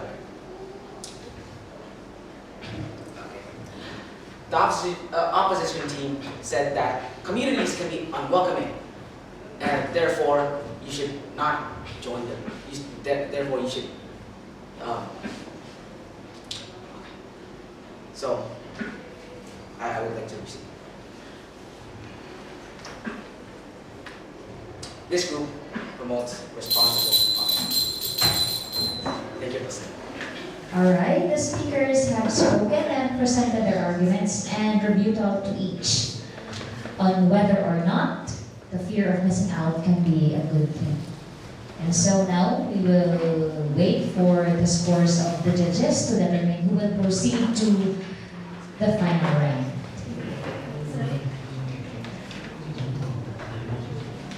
The next round will be the final round. Match 4 will be between match 2 defeat and versus match 3 defeat.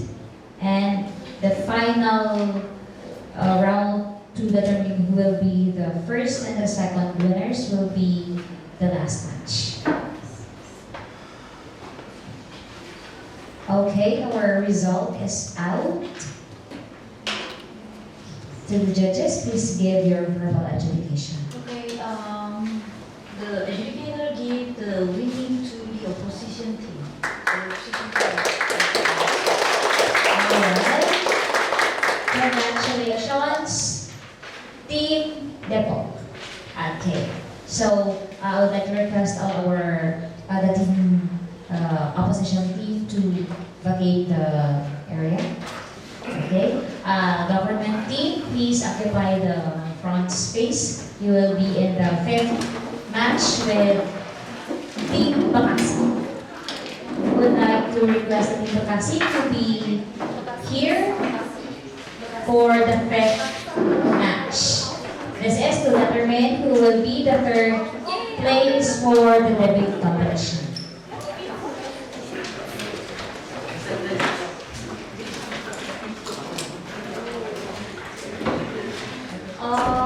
Some inputs is in the front. Since this is the final round, it is very important for you to know that please try to not read your text when you do your speech, so that it will show that you understand the topic and it will give the understanding of your debate. And first speaker is very, very important because the first speaker needs to define each and each word. Because when the first speaker of the government says, this is what we are going to debate about, then the opposition team needs to follow that. So whoever be the government, you need to remember to define. Because when we do the debate, I observe that sometimes you fail to follow the definition that you already mentioned. Again, that is very important for the first speaker. The opposition team might challenge the definition for the first speaker. So you might challenge that. And also remember to always conclude your speech with whatever stance that your house is. Because sometimes when you do that, you just say thank you. You have to again restate that your house believes that such and such.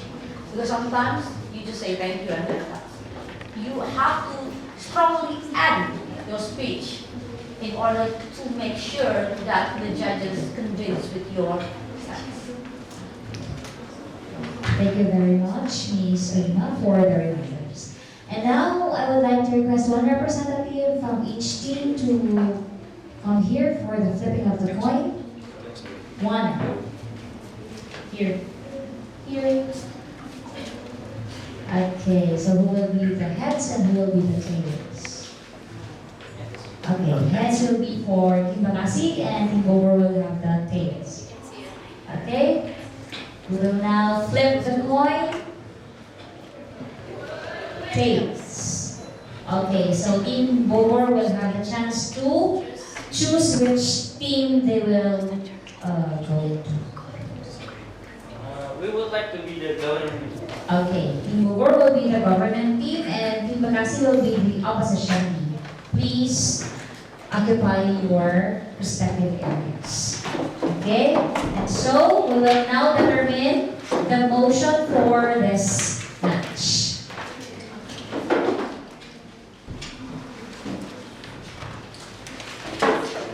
Alright, we'll have motion number 3. For the meantime, you cannot display the motion. I will just read it, so make sure to take notes if you can. Okay? Your motion for this match is, this house believes that social media can be a distraction for students' learning. Again, this house believes that social media can be a distraction for students' learning. Description of your motion is that 72% of students said that frequently or occasionally viewed their social media platform notifications while completing their schoolwork or studying, according to Pew Research Center research. They may be less productive due to their continual multitasking, which also affects their academic performance and grades. Each team will have 5 minutes for concept building, and your 5 minutes starts now.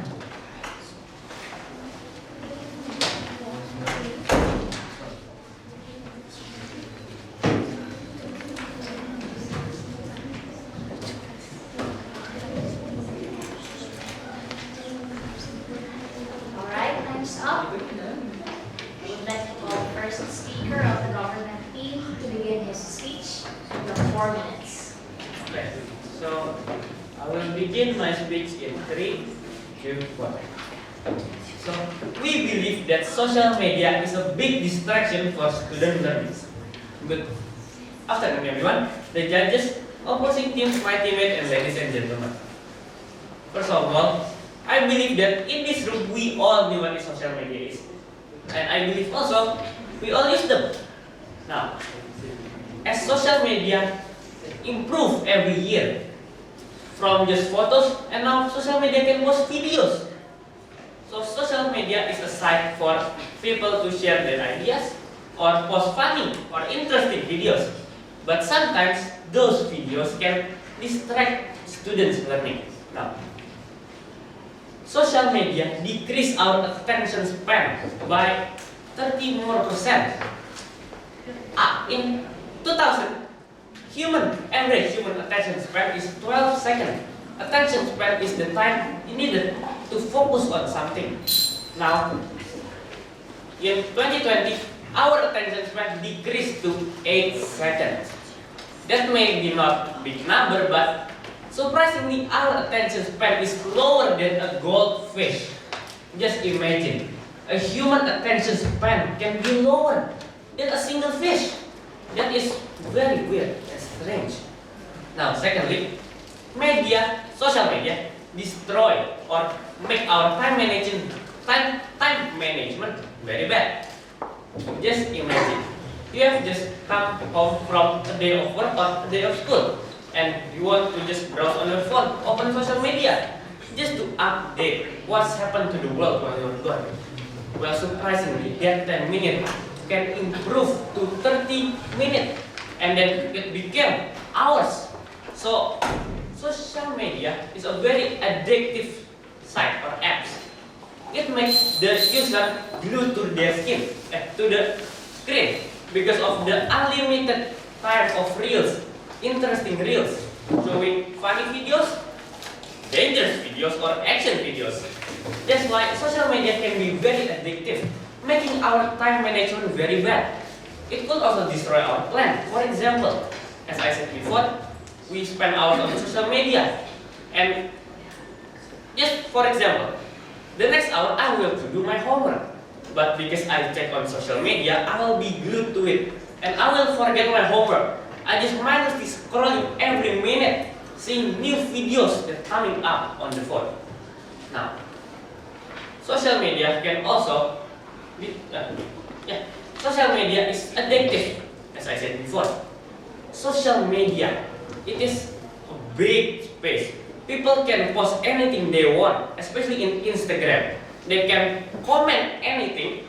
They can also post videos that is very inappropriate or thirst trap in today's world. Now, with that, we believe that social media is a very distracting site, destroying our student learning abilities because of the social media destroying our time management, our decreasing our attention span, and destroying our focus on our studies and work. Thank you. I would like to invite the first speaker from the opposition team to begin his speech for opposition. I'd like to start my speech in 3, 2, 1. Good afternoon, our honorable chairmen, respectable opponents, and of course, our lovely audience. We're the con team for today's motion, as you know. Should social media distract students' learning, in which our house fully disagrees on. But firstly, I'd like to introduce the team. I'm Felix, the first speaker who will voice and explain our arguments. Then there's Akhdam, our second speaker, who will rebut and oppose your team's points. And last but not least, Didi, who will be the third speaker, who will support and conclude our argument. Now, I'd like to start on with my arguments. Now, for my first argument is that social media is filled with tons of information. With just typing, students can gain information ranging from possibly any lesson, from mathematics to human anatomy and maybe to mental health. With social media, students could gain education in social media more than a day of school. And also, with social media, students... Yes. What if you said that the students can use the social media for information, right? What if the students use the social media irresponsibly and search up explicit stuff in social media? Well, depends on how we use social media. For example, social media here is like we distract students in learning. And in the learning process, we use social media, of course, to handle information. And that can be used for schoolwork and also learning. And now, I'll also say that as evidence, research has stated that most parts of social media could actually be educational. It can be educational in many learning perspectives. And other than reading books, which can take a long time, students could just type an answer or question that keeps up with news and updates. Which, as you said before, that social media really doesn't have time management, makes bad time management, which is absolutely false. Students could actually increase their time management while doing work, schoolwork, for example. They could just search up the topics which could make faster work other than finding a page for a book that could take longer. So that basically rebuts your opinion on why time management is getting lowered with social media. And also, social media with real news is also keep on being updated and never outdated. The most easiest ways for students to catch up with political news, economic news is of course by social media. What's happening around the world we know by social media. With social media and the learning process, collaborative learning, reliable access to information, knowledge sharing, news updates, digital literacy that increases critical thinking skills are sure to be more involved in the learning process. To make students a better society, we must let our students adapt to the use of social media to help them for a better learning process. That's all for me, and this is why our house fully believes that social media should cannot really distract students while they're learning. Thank you. I would like to invite the second speaker from the government team to begin his speech. 4 minutes. I will begin my speech in 3, 2, 1. Good afternoon, everybody, opposition team, judges, and the audience. My name is Leo Magia from the government team, and firstly, I would like to review the first speaker's points. So, like you said, social media can be used to find information, to do a certain assignment or project. But keep in mind that social media is personalized for the user's experience. So, students might be distracted after seeing some content that they find interesting. So they would rather look at the content or watch the content or read the content rather than actually finding information for their project. And while the speaker of the opponent team acknowledges the potential benefits of social media, we cannot ignore the overwhelming evidence pointing to its detrimental effects on academic performance. The constant connectivity and notifications from social media platforms are designed to capture and maintain users' attention. A lot of social media platforms use notifications that have sounds that are usually appealing or sound good, which may burn into the user's mind, thinking, oh, maybe there's a notification from this app or there's a notification from that app, and so it makes it difficult for students to resist the temptations during crucial study periods. The negative impact on mental health, including anxiety and stress associated with online interactions, cannot be overlooked either. Expanding and re-exploring our first speaker's points, social media has been proven to reduce one's attention span, making it hard for them to focus on complicated lessons, which in turn lowers their grades and academic performance. They will focus more on what is trending and what meme is currently funny, slowing down their productivity. Speaking from personal experience, during projects, my friends usually talk about something funny they found on the internet rather than actually doing their work, making only a small amount or even one student do the work by themselves. Another reason why social media can be a hindrance in students' learning process happens outside of school or their home. At home, students have more freedom on what they do. Due to the addictive nature of social media, students would rather invest their time on maybe, for example, watching TikTok or looking at Twitter or looking at the stories of their friends on Instagram rather than actually focusing on what exam, what project or what quiz they will face tomorrow. Even when close to bedtime, they will still be online, which may push their bedtime back. This will make them sleep deprived, causing confusion in the morning, dysfunction in the afternoon. Research conducted by sleep. Okay. Thank you, everyone. I would like to call the second speaker from the opposition team to begin his speech. You have 4 minutes.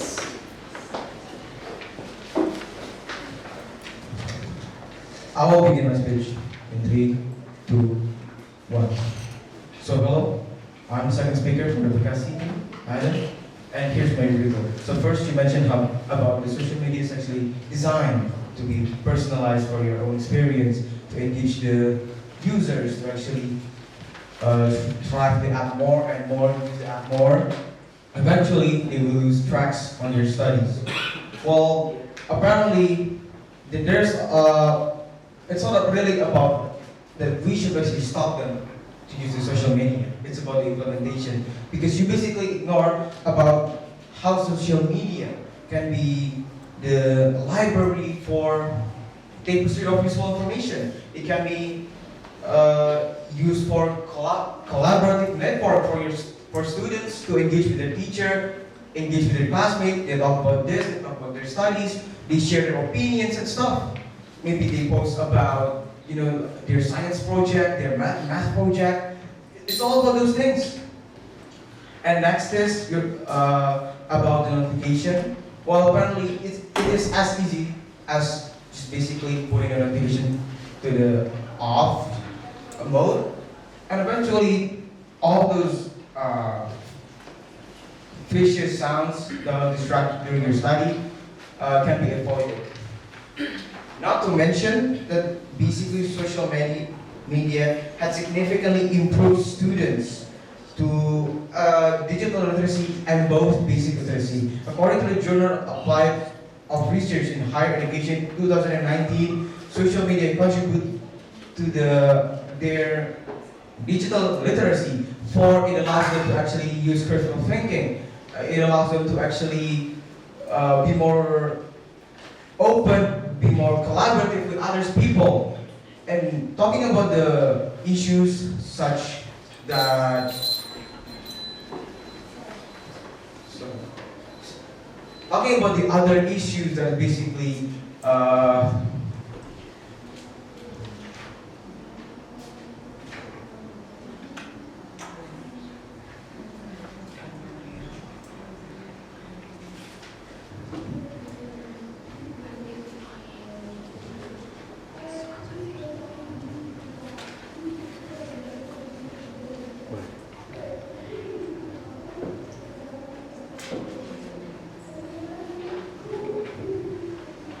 talking about the sleep deprivation, which is causing the arousal of the students, that eventually they can be focused, and you're talking also about the our attention span is actually decreasing as for social media. Well, it's like, again, it's not about that we should basically stop using it, it's about the implementation. By actually allowing ourselves to actually practicing our time management on like using social media productively, not only that it allows us to collab, to gain a lot of network to infos or your friends or your teachers, but it also allows yourself to become more productive and also be more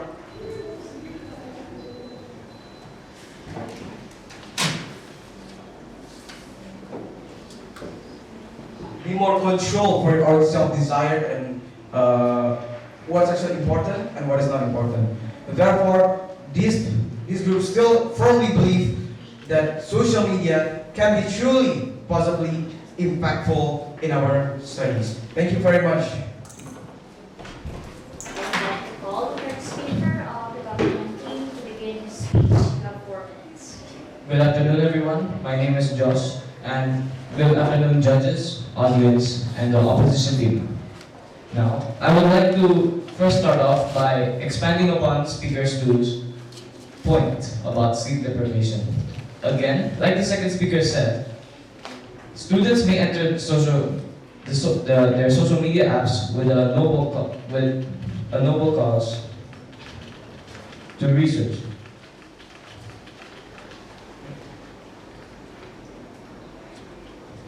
Now, the students are most likely to be consumed by all the interesting things they might find in social media without actually trying to find their information, to be distracted easily. And also, when students engage in the social media right before bed, and although it's a small activity at first, it pushes back the students' sleep time by a large margin, which is, really, really impactful for their behavior.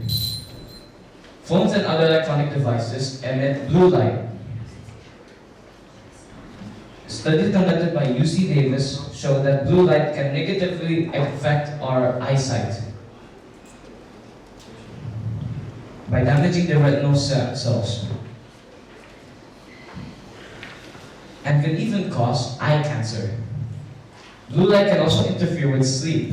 Both natural and artificial blue light can boost your alertness and mental sharpness, but too much of that can keep you awake when your body needs to calm it down. This can lead to the negatives. POI. Yes. So basically, you mentioned about how excessive use of social media, digital device basically impact your eyes and your mental health. Well, apparently, basically, if we actually use it productively, I don't think we will use it excessively. What do you think on that? Like I said, if the students use it irresponsibly, then there's a chance they might be distracted. Now, to continue my statement,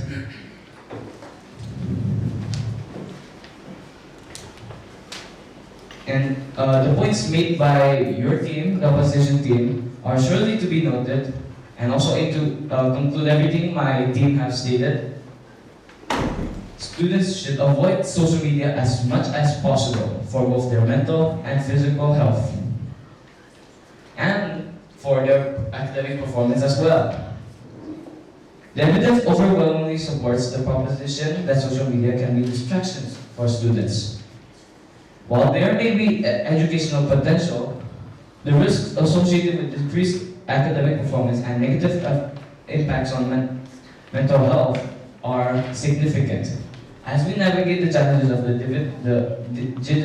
digital age, it is crucial to prioritize a healthy and focused learning environment for the students.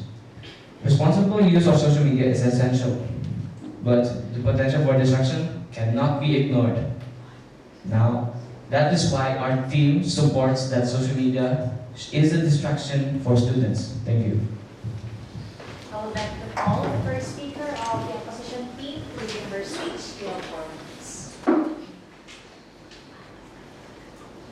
I will be giving my speech in 3, 2, 1. Good afternoon, the government team, the audience, and of course the judges. I would like to rebut one of your arguments. You said that social media can be distracting for students because of their notification. However, if they are studying, they can just turn off the notifications on their phone so that they can focus on their study. And for the sleep deprivation point that you made, parents can actually adjust the time for their kids to use their social media apps so that they can sleep. So this I call family. Now, to conclude my team's points, first, as my team members have said, as the second speaker said, social media can increase the students' digital literacy skills. As we have progressed in time, as time has moved on and as the world developed, increased in technological advancements, we need more people. We need students to increase their digital literacy. POI? You said that parents of the students can control their students' device to turn off at night, right? Most students can be college or high school students that are not do not live with their parents anymore, and they use their own devices. How do you explain that?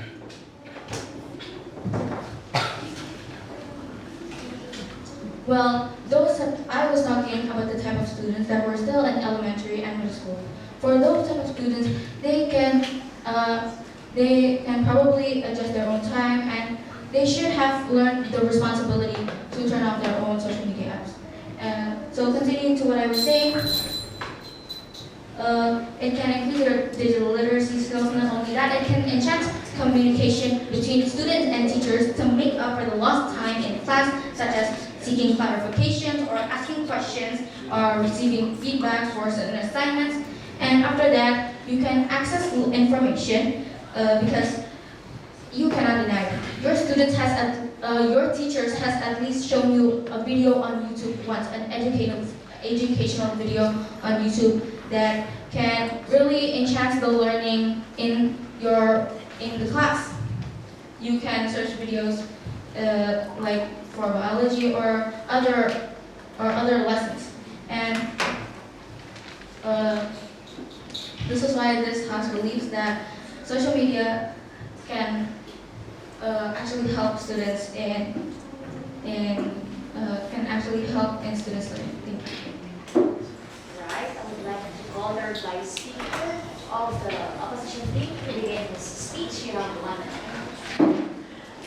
As the reply speaker, I'm sure our team have made it clear that social media isn't really distracting for students. With the use of phones being more adapted in the learning process, students could be more open with more methods of easier ways of gathering information. Now, government team, I would like to ask you guys a very significant question. How did you gain the information in your scripts? I'm sure you gained this information by searching on websites and social media, right? This just proves the reason of how easily we can gain information from social media. From what the first speaker said about how with new news updates that can help with our political work in school, and also from what the second speaker said about how social media could also have some benefits with character development.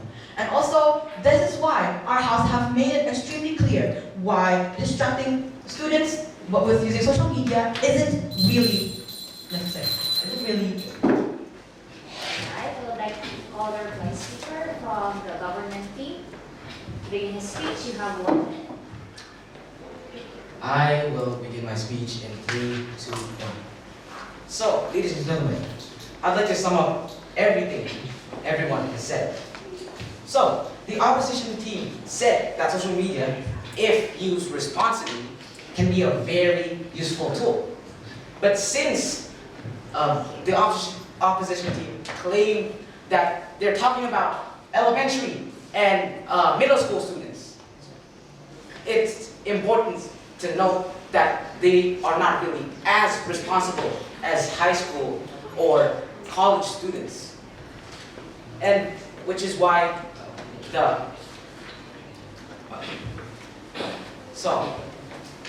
and then the opposition team said that the parents can control their children's social media use using apps, but then that limits the freedom of their child. Thank you for listening.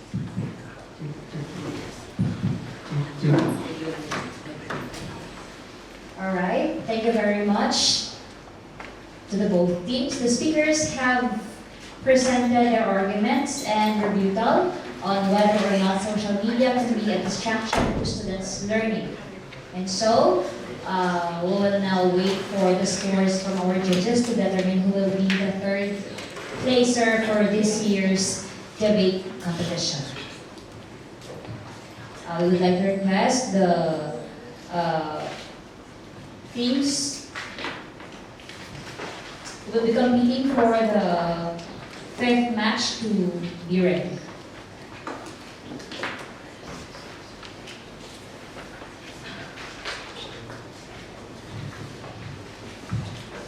While waiting, I just want to say that that's why definition is very important, because you haven't mentioned the definition of students. So each of the team talk about separate things.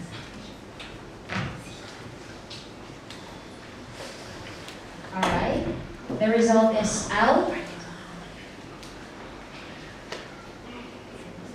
Okay, we will now be able to determine who will be the third placer.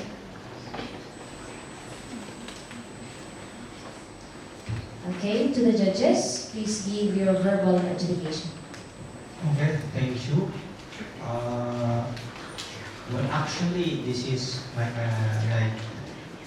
the other judges said that this is a video stupid since it lacks of clarity of definition, lacks of clash, and both teams seems to talk with different topics.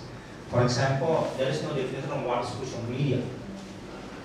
The government side of us insists that social media is something that requires videos, Facebook and some sort of that. And while the opposite side of the house insists that social media can be beneficial because there are many informations inside it, and they refers to YouTube or something. And this is actually definite to win. So we give the winning to the government side of the house because they can really highlight the bad side of the social media more than the good side. And if you have something to say or something to ask to judges, you can ask after this. So why the government win? Actually, because you talk about responsibility, while you also talk about POI, which is students learning, which is you say middle and elementary students. So you actually turning on your own arguments. That's why they can win it, because they actually, that is actually something that you can attack them. That they don't refer to which students, but you, your own, define the students. That's why, while you also talk about irresponsibility, but they don't talk. That's where the coin is split to the other side. Yeah, that's why definition is very important. This house saying that social media is something about sharing, while you talk about social media as a big one, but actually you haven't talked about what age actually students is.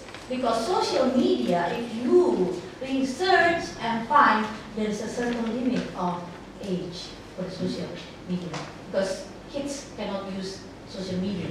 And that's why students learning, how much learning is that? Is it used in school, learning at school, or learning at home?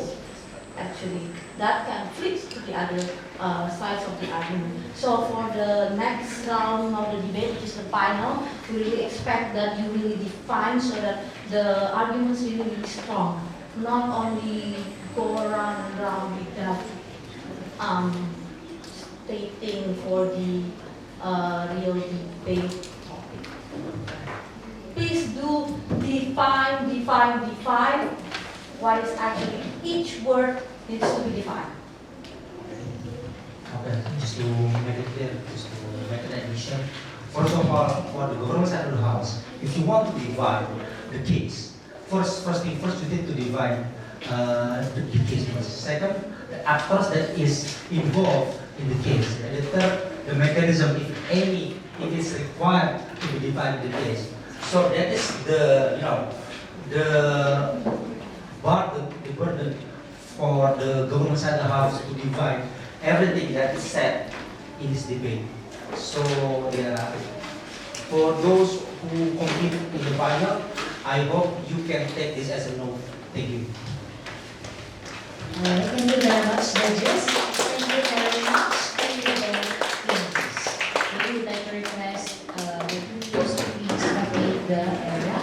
And our team, Duran Sawitan, team Depok to be in the center stage.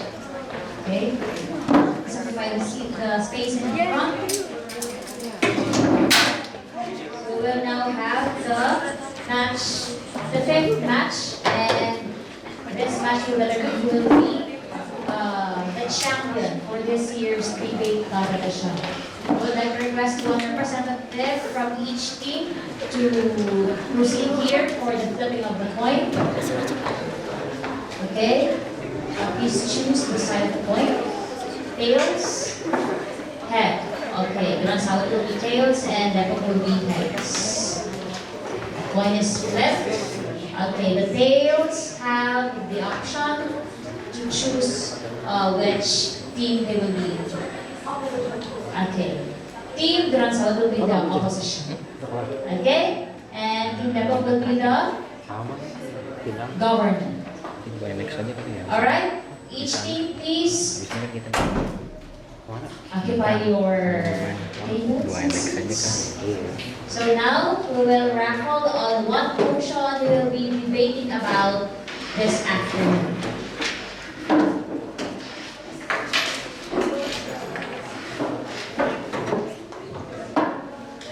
Okay, we have the first motion.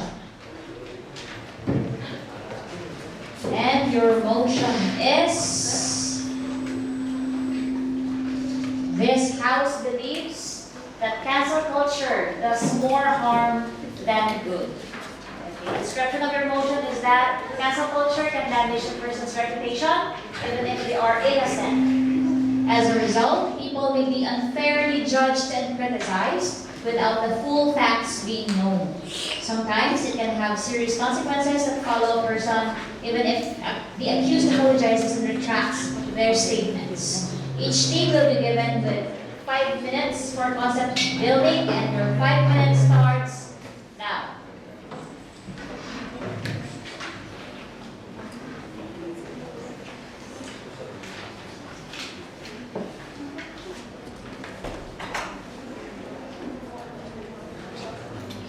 Alright, time's up.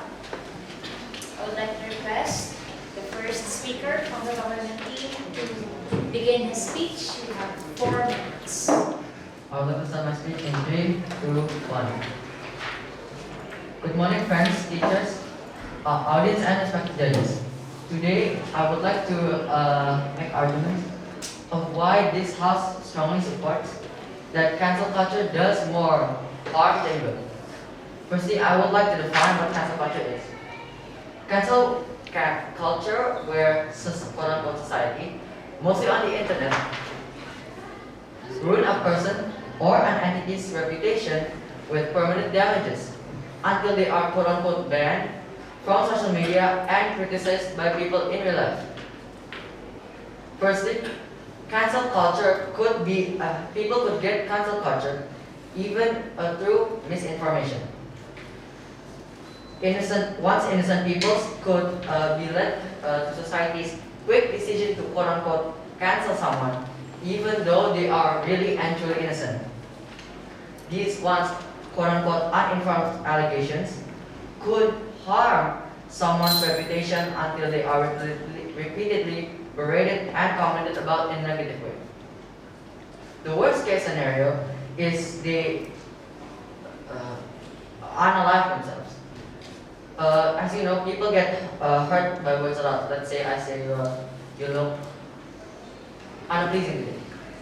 And even let's say they are correctly informed and they are correctly informed about what happens and the situation.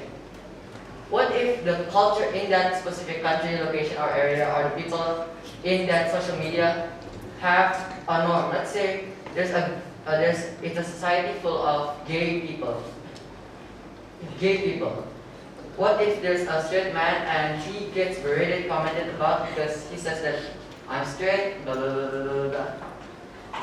even though in our eyes he may be innocent, in their eyes he may not be innocent, and it could harm his reputation severely until he may, as I said before, kill himself.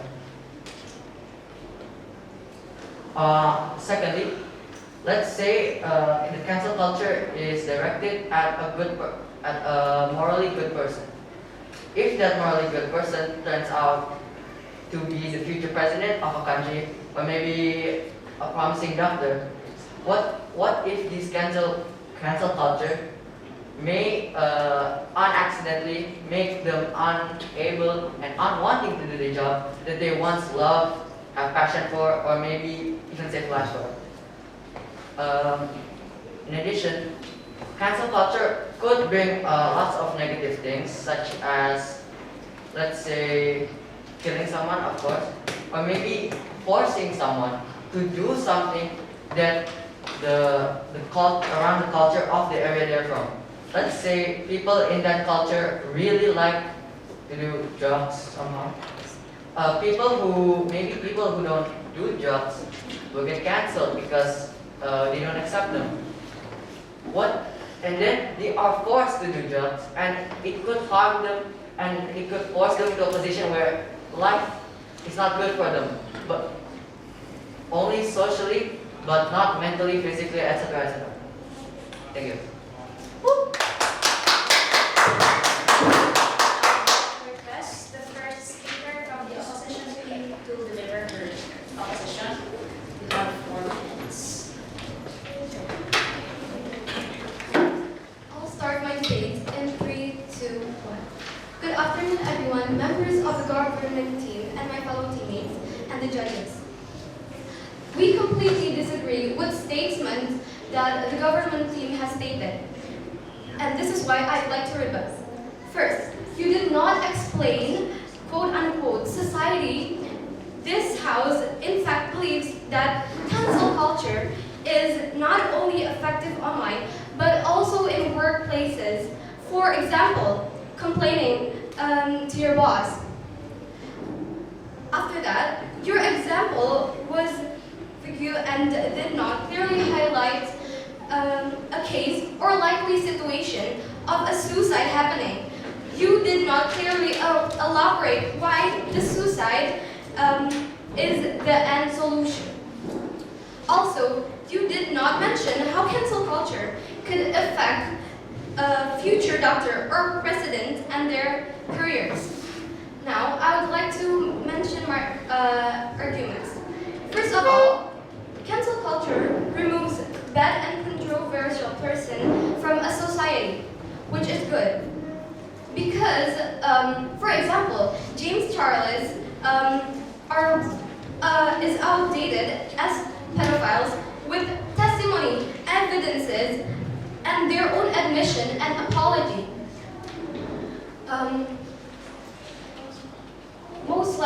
People who are most likely to get cancelled are people who are famous. For example, James Charles has 24 million followers, and the deduction between the followers are actually good because this won't affect normal and innocent people to follow what they do. Because these 24 million followers are not all of them are adults and not all are mature enough to know if their actions is right or wrong. So from this accident, people can also learn from cancel cultures because they already know the bad effect to it. And also, it holds characters to accountability because those are held for their actions that they may get away with real life due to their fame and connections. That's all from me. I would like to invite the second speaker of the government team to begin her speech. You have 4 minutes. Good afternoon, everyone. I will begin my speech in 3, 2, 1. First of all, let me introduce myself. My name is Graciela, and today I'm here to be the second speaker of the government team. Once again, we will strongly state that cancel culture does more harm than good. First of all, the other team asked before that how does cancel culture affect a doctor's or president's career? First of all, cancel culture creates a stigma, which is essentially a negative label given to a particular group. This makes that group have a bad image and therefore reduce opportunities they have in society. Also, cancel culture leads to trauma and therefore ruining mental health. From the overwhelming hate given to the victim and to those of the victim of cancel culture, they can easily get stressed out and eventually sign out and quote-unquote sign out from society and does not want to hang out with people anymore because they are afraid. Let's take an example of Garam, the K-pop idol from LSRFM, the K-pop group. She was cancelled as she got caught in a bullying scandal, which was later confirmed that she did not do. She already got overwhelming hate from people from other countries, from her own country, and she does not know how to deal with it, especially that she is still a minor. How is she supposed to deal with it if she is a minor and everyone is not on her side? Therefore, cancel culture can instead be a very, very big problem, especially for minors, as again, a previous team member had mentioned before that it can cause suicide. This cancel culture done by people to Garam, who for something she did not do, caused her to lose her job as an idol. She is not accepted in society anymore. She is not accepted in the industry. So what is she supposed to do now? Her future and career is ruined. Therefore, cancel culture does more harm than good. Also, we've mentioned before that cancel culture hides and get those who are doing the wrong and therefore protecting society. But that is if they've got the right person. If they've got the wrong person and they continue to cancel the wrong person, that will just ruin another innocent person's mental health. And that leaves the actual perpetrator in society, causing more harm in society than protecting society. Therefore, is cancel culture really that useful for society in protecting society? Lastly, cancel culture can be spread through misinformation.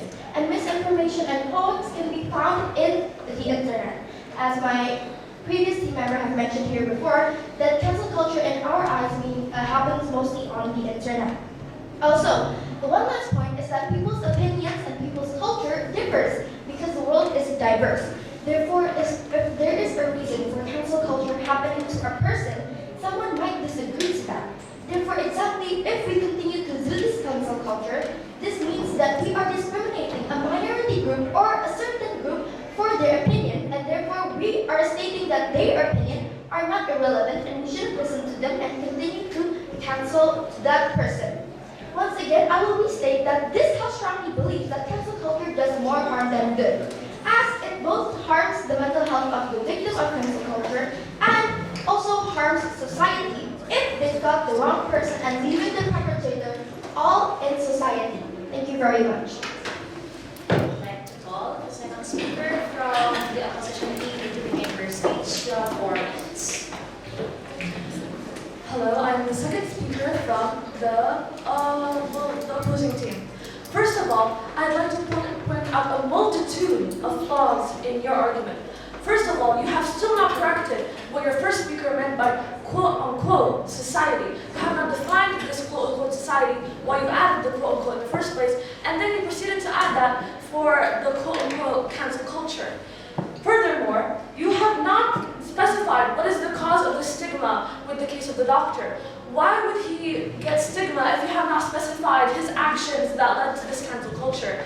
Did he perhaps harass his colleague? Did he perhaps commit a fraud or multiple other things that you did not specify? You simply stated that, oh, he was falsely accused of this stigma. You have not yet given a clear case example of how it affects, let's say, a president or a doctor. Furthermore, in the case with the idol, if she was truly proven as innocent, wouldn't that mean that it would be accepted by the industry and she could build back up her career? What is your example for that, and what is your solution for that? Furthermore, in the case with James Charles and furthermore Shane Dawson, they were both accused as pedophiles. which there were multiple people who came out, gave evidence, screenshots, calls, checks regarding money sent, and those creators themselves went out and admitted it and performed, well, an apology for it, and still they lost multiple subscribers, multiple brand deals, multiple connections with companies, and that gave them the punishment they deserved because they did not get punished IRL. The problem is, many celebrities, many influencers online do not receive punishment for their actions because of their connections and their fame. They can often escape the police, escape federal government, and escape, well, their punishments from IRL people. That's why cancel culture serves as a method to help reduce and, well, teach people the punishment they deserve for their lessons that they can escape IRL. When you lose brand deals, when you lose subscribers, when you lose people following you and your source of money, that is the punishment for your actions for being outed as crimes such as pedophilia, fraud, underpaying your members of the channel, of your groups. Cancel culture is to filter out these people, filter out the people who influence others negatively and commit crimes that they are not punished for due to the fame and influence in the first place. When they lose this influence, that is the point of cancel culture. And not only does it affect social media, it affects IRL. Unlike the fact that you guys have not clarified how the doctors are the victims of this cancel culture, we can clarify that if a doctor were to harass his colleague, and then that colleague reported it to the boss, and the boss fired the doctor or gave him a pay cut or many multiple things, that is an example of cancel culture. Because cancel culture, as defined by this house, is the ability to reprimand individuals for their actions, whether it be social media, whether it be IRL, and you have not clearly defined how this does not work in real life when it comes to actually being the perpetrator. How likely is it for people to be the victims of cancel culture if there were accusations, if there were evidence? Is it wrong to truly believe that they are in the wrong until proven innocent? Would you rather be victim blamed, and would you rather that we say, oh, you're a liar, oh, you're this, and let them continue on if they were actually guilty? Thank you. I would like to call the third speaker from the government team to begin their speech. You have 4 minutes. I would like to begin my argument in 3, 2, 1. Good afternoon, ladies and gentlemen. My name is Etias Ayamata as the first speaker of the Forum 15. As to the Forum 15, we still highly, strongly believe that cancel culture does more harm than good. First of all, let me state the meaning of cancel culture. Cancel culture is an event in the online world where reputations of certain people online gets damaged due to the thing they do, which specifically have an innocent individual which gets discoursed over. Now, the main problem in cancel culture, which my previous colleagues have mentioned, is that it mostly is factored from misinformation as it worsens the persons who get cancelled mental health. And it's also to rebut your statement about the idol, the idol, she was already ruined in her mental health. She's scared, which the bullying scandal, which causes people to give an overwhelming hate to her, make her worse, make her mental health worsens, and can cause severe damage to her mindset. And because she's a minor, it adds more negative effects since minors are not fully developed in the mind into their decisions, and they might do the wrong decision. And also, as my first speaker, as this House first speaker stated, the misinformation and overwhelming hate can lead to unpleasing thoughts such as suicide and other self-harming actions. And it could make inspiring figures which are mostly morally good people who lack interest in what they do again, which gives a negative effect to society because they have significant voice. Nowadays, inspiring figures like the doctors or world leaders usually gets cancelled over a thing that are misinterpreted and is not understood fully by the people who cancel them.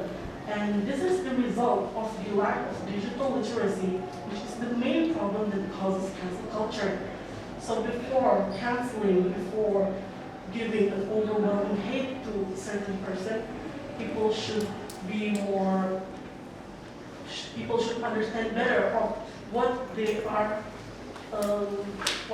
targeting at the person they are canceling. And also, cancel culture can distract people from more important things.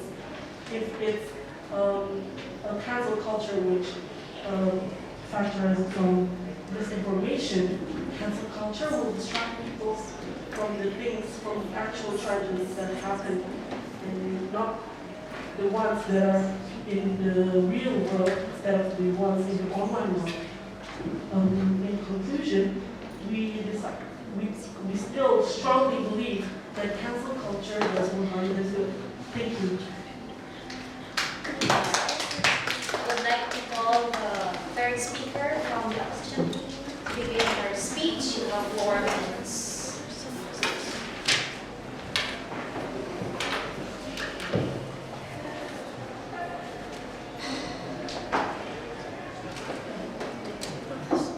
I will begin my speech in 3, 2, 1. First of all, I would like to say good afternoon to the judges, the government team, and the audience. And my name is Litam from the opposition team, and I would like to state that you have been talking about digital literacy, but first of all, you have not given us a clear definition of digital literacy.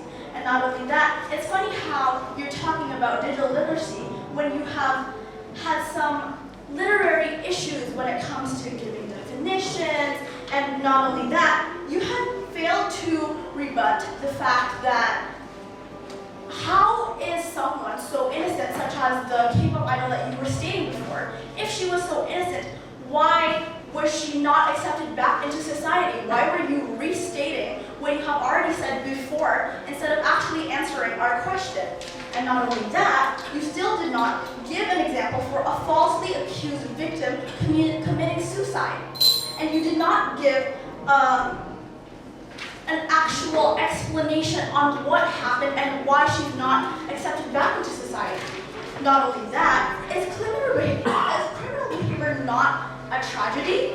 Because I sure do think if it is, let's say a murder happened. If because of cancel culture, suddenly things like grooming, sexual harassment, murder, that's just ruining people's lives, because in itself, their actions, such as murder, that already ruins so many people's lives. Just like my previous speaker said, the people who are canceled, there have been so many proof, such as, I'm going to add to it, Colleen Ballinger. Let's say that has happened so many years, but even their victims, they have concluded that, yes, that did happen to me. Yes, she did groom me. Yes, she did sexualize me. That's why I feel like your points has not been clear enough, because you have not mentioned the proof that she was innocent. How was she innocent? How was she not given back to the society? And you did not give an example of what happened to her. Was her mental health so bad that she committed suicide? There was none of that. And again, digital literation. You did not give any examples, no definition, no explanation of that whatsoever. And misinformation. Where was the misinformation? If it was misinformation, where was the proof of that misinformation? Is there really proof that that never happened? Why was she accused in the first place then? And why is she still not accepted back into society? And of course, there is something that affected that. There is something that caused that in the first place. So, last of all, I would like to point out that your proof and your data, your statistics, they have not been clear enough to rebut us that cancel culture is the good thing. You have been restating the same point over and over and over again, but you have no examples. There is no actual proof that that didn't actually happen.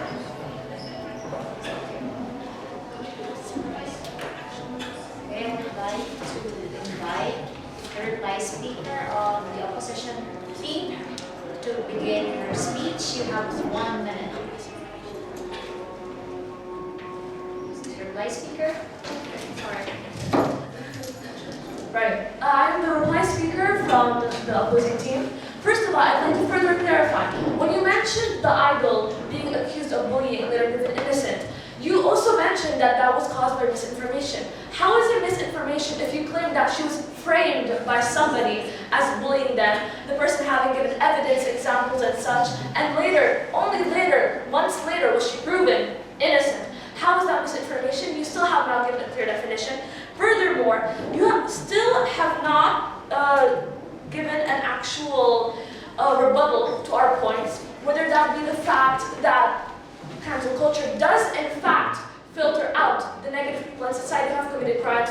You have not further rebutted us when we said what is the cause of the stigma you put in regarding to the doctor case, where he got stigma from work, but you did not give an example, nor what he did to receive that false accusation. Thank you. I would like to call the reply speaker of the government team to begin her speech. You have 1 minute. As a reply speaker, I'm Vanessa Molina, and I will start to rebut your points. First of all, regarding the K-pop idol and how she was framed in the first place. First of all, there's a thing called being victim, where someone who doesn't like a certain person will do anything to make sure that that person will be successful. And therefore, there would be an example of this bullying scandal started by someone. Also, they've given us examples of how she quote-unquote bullied this person even though she didn't actually do it. Also, if they do illegal things, wouldn't they already be punished by law instead of by society? As in general, law is much more stronger than society. Society doesn't have the power to do that. While law, like police officers and the imprisonments, they can do much more than just society making that person just make a simple apology. And this cancel culture actually makes someone change and become better. It might just actually make themselves want to be more ethics and more things. Thank you.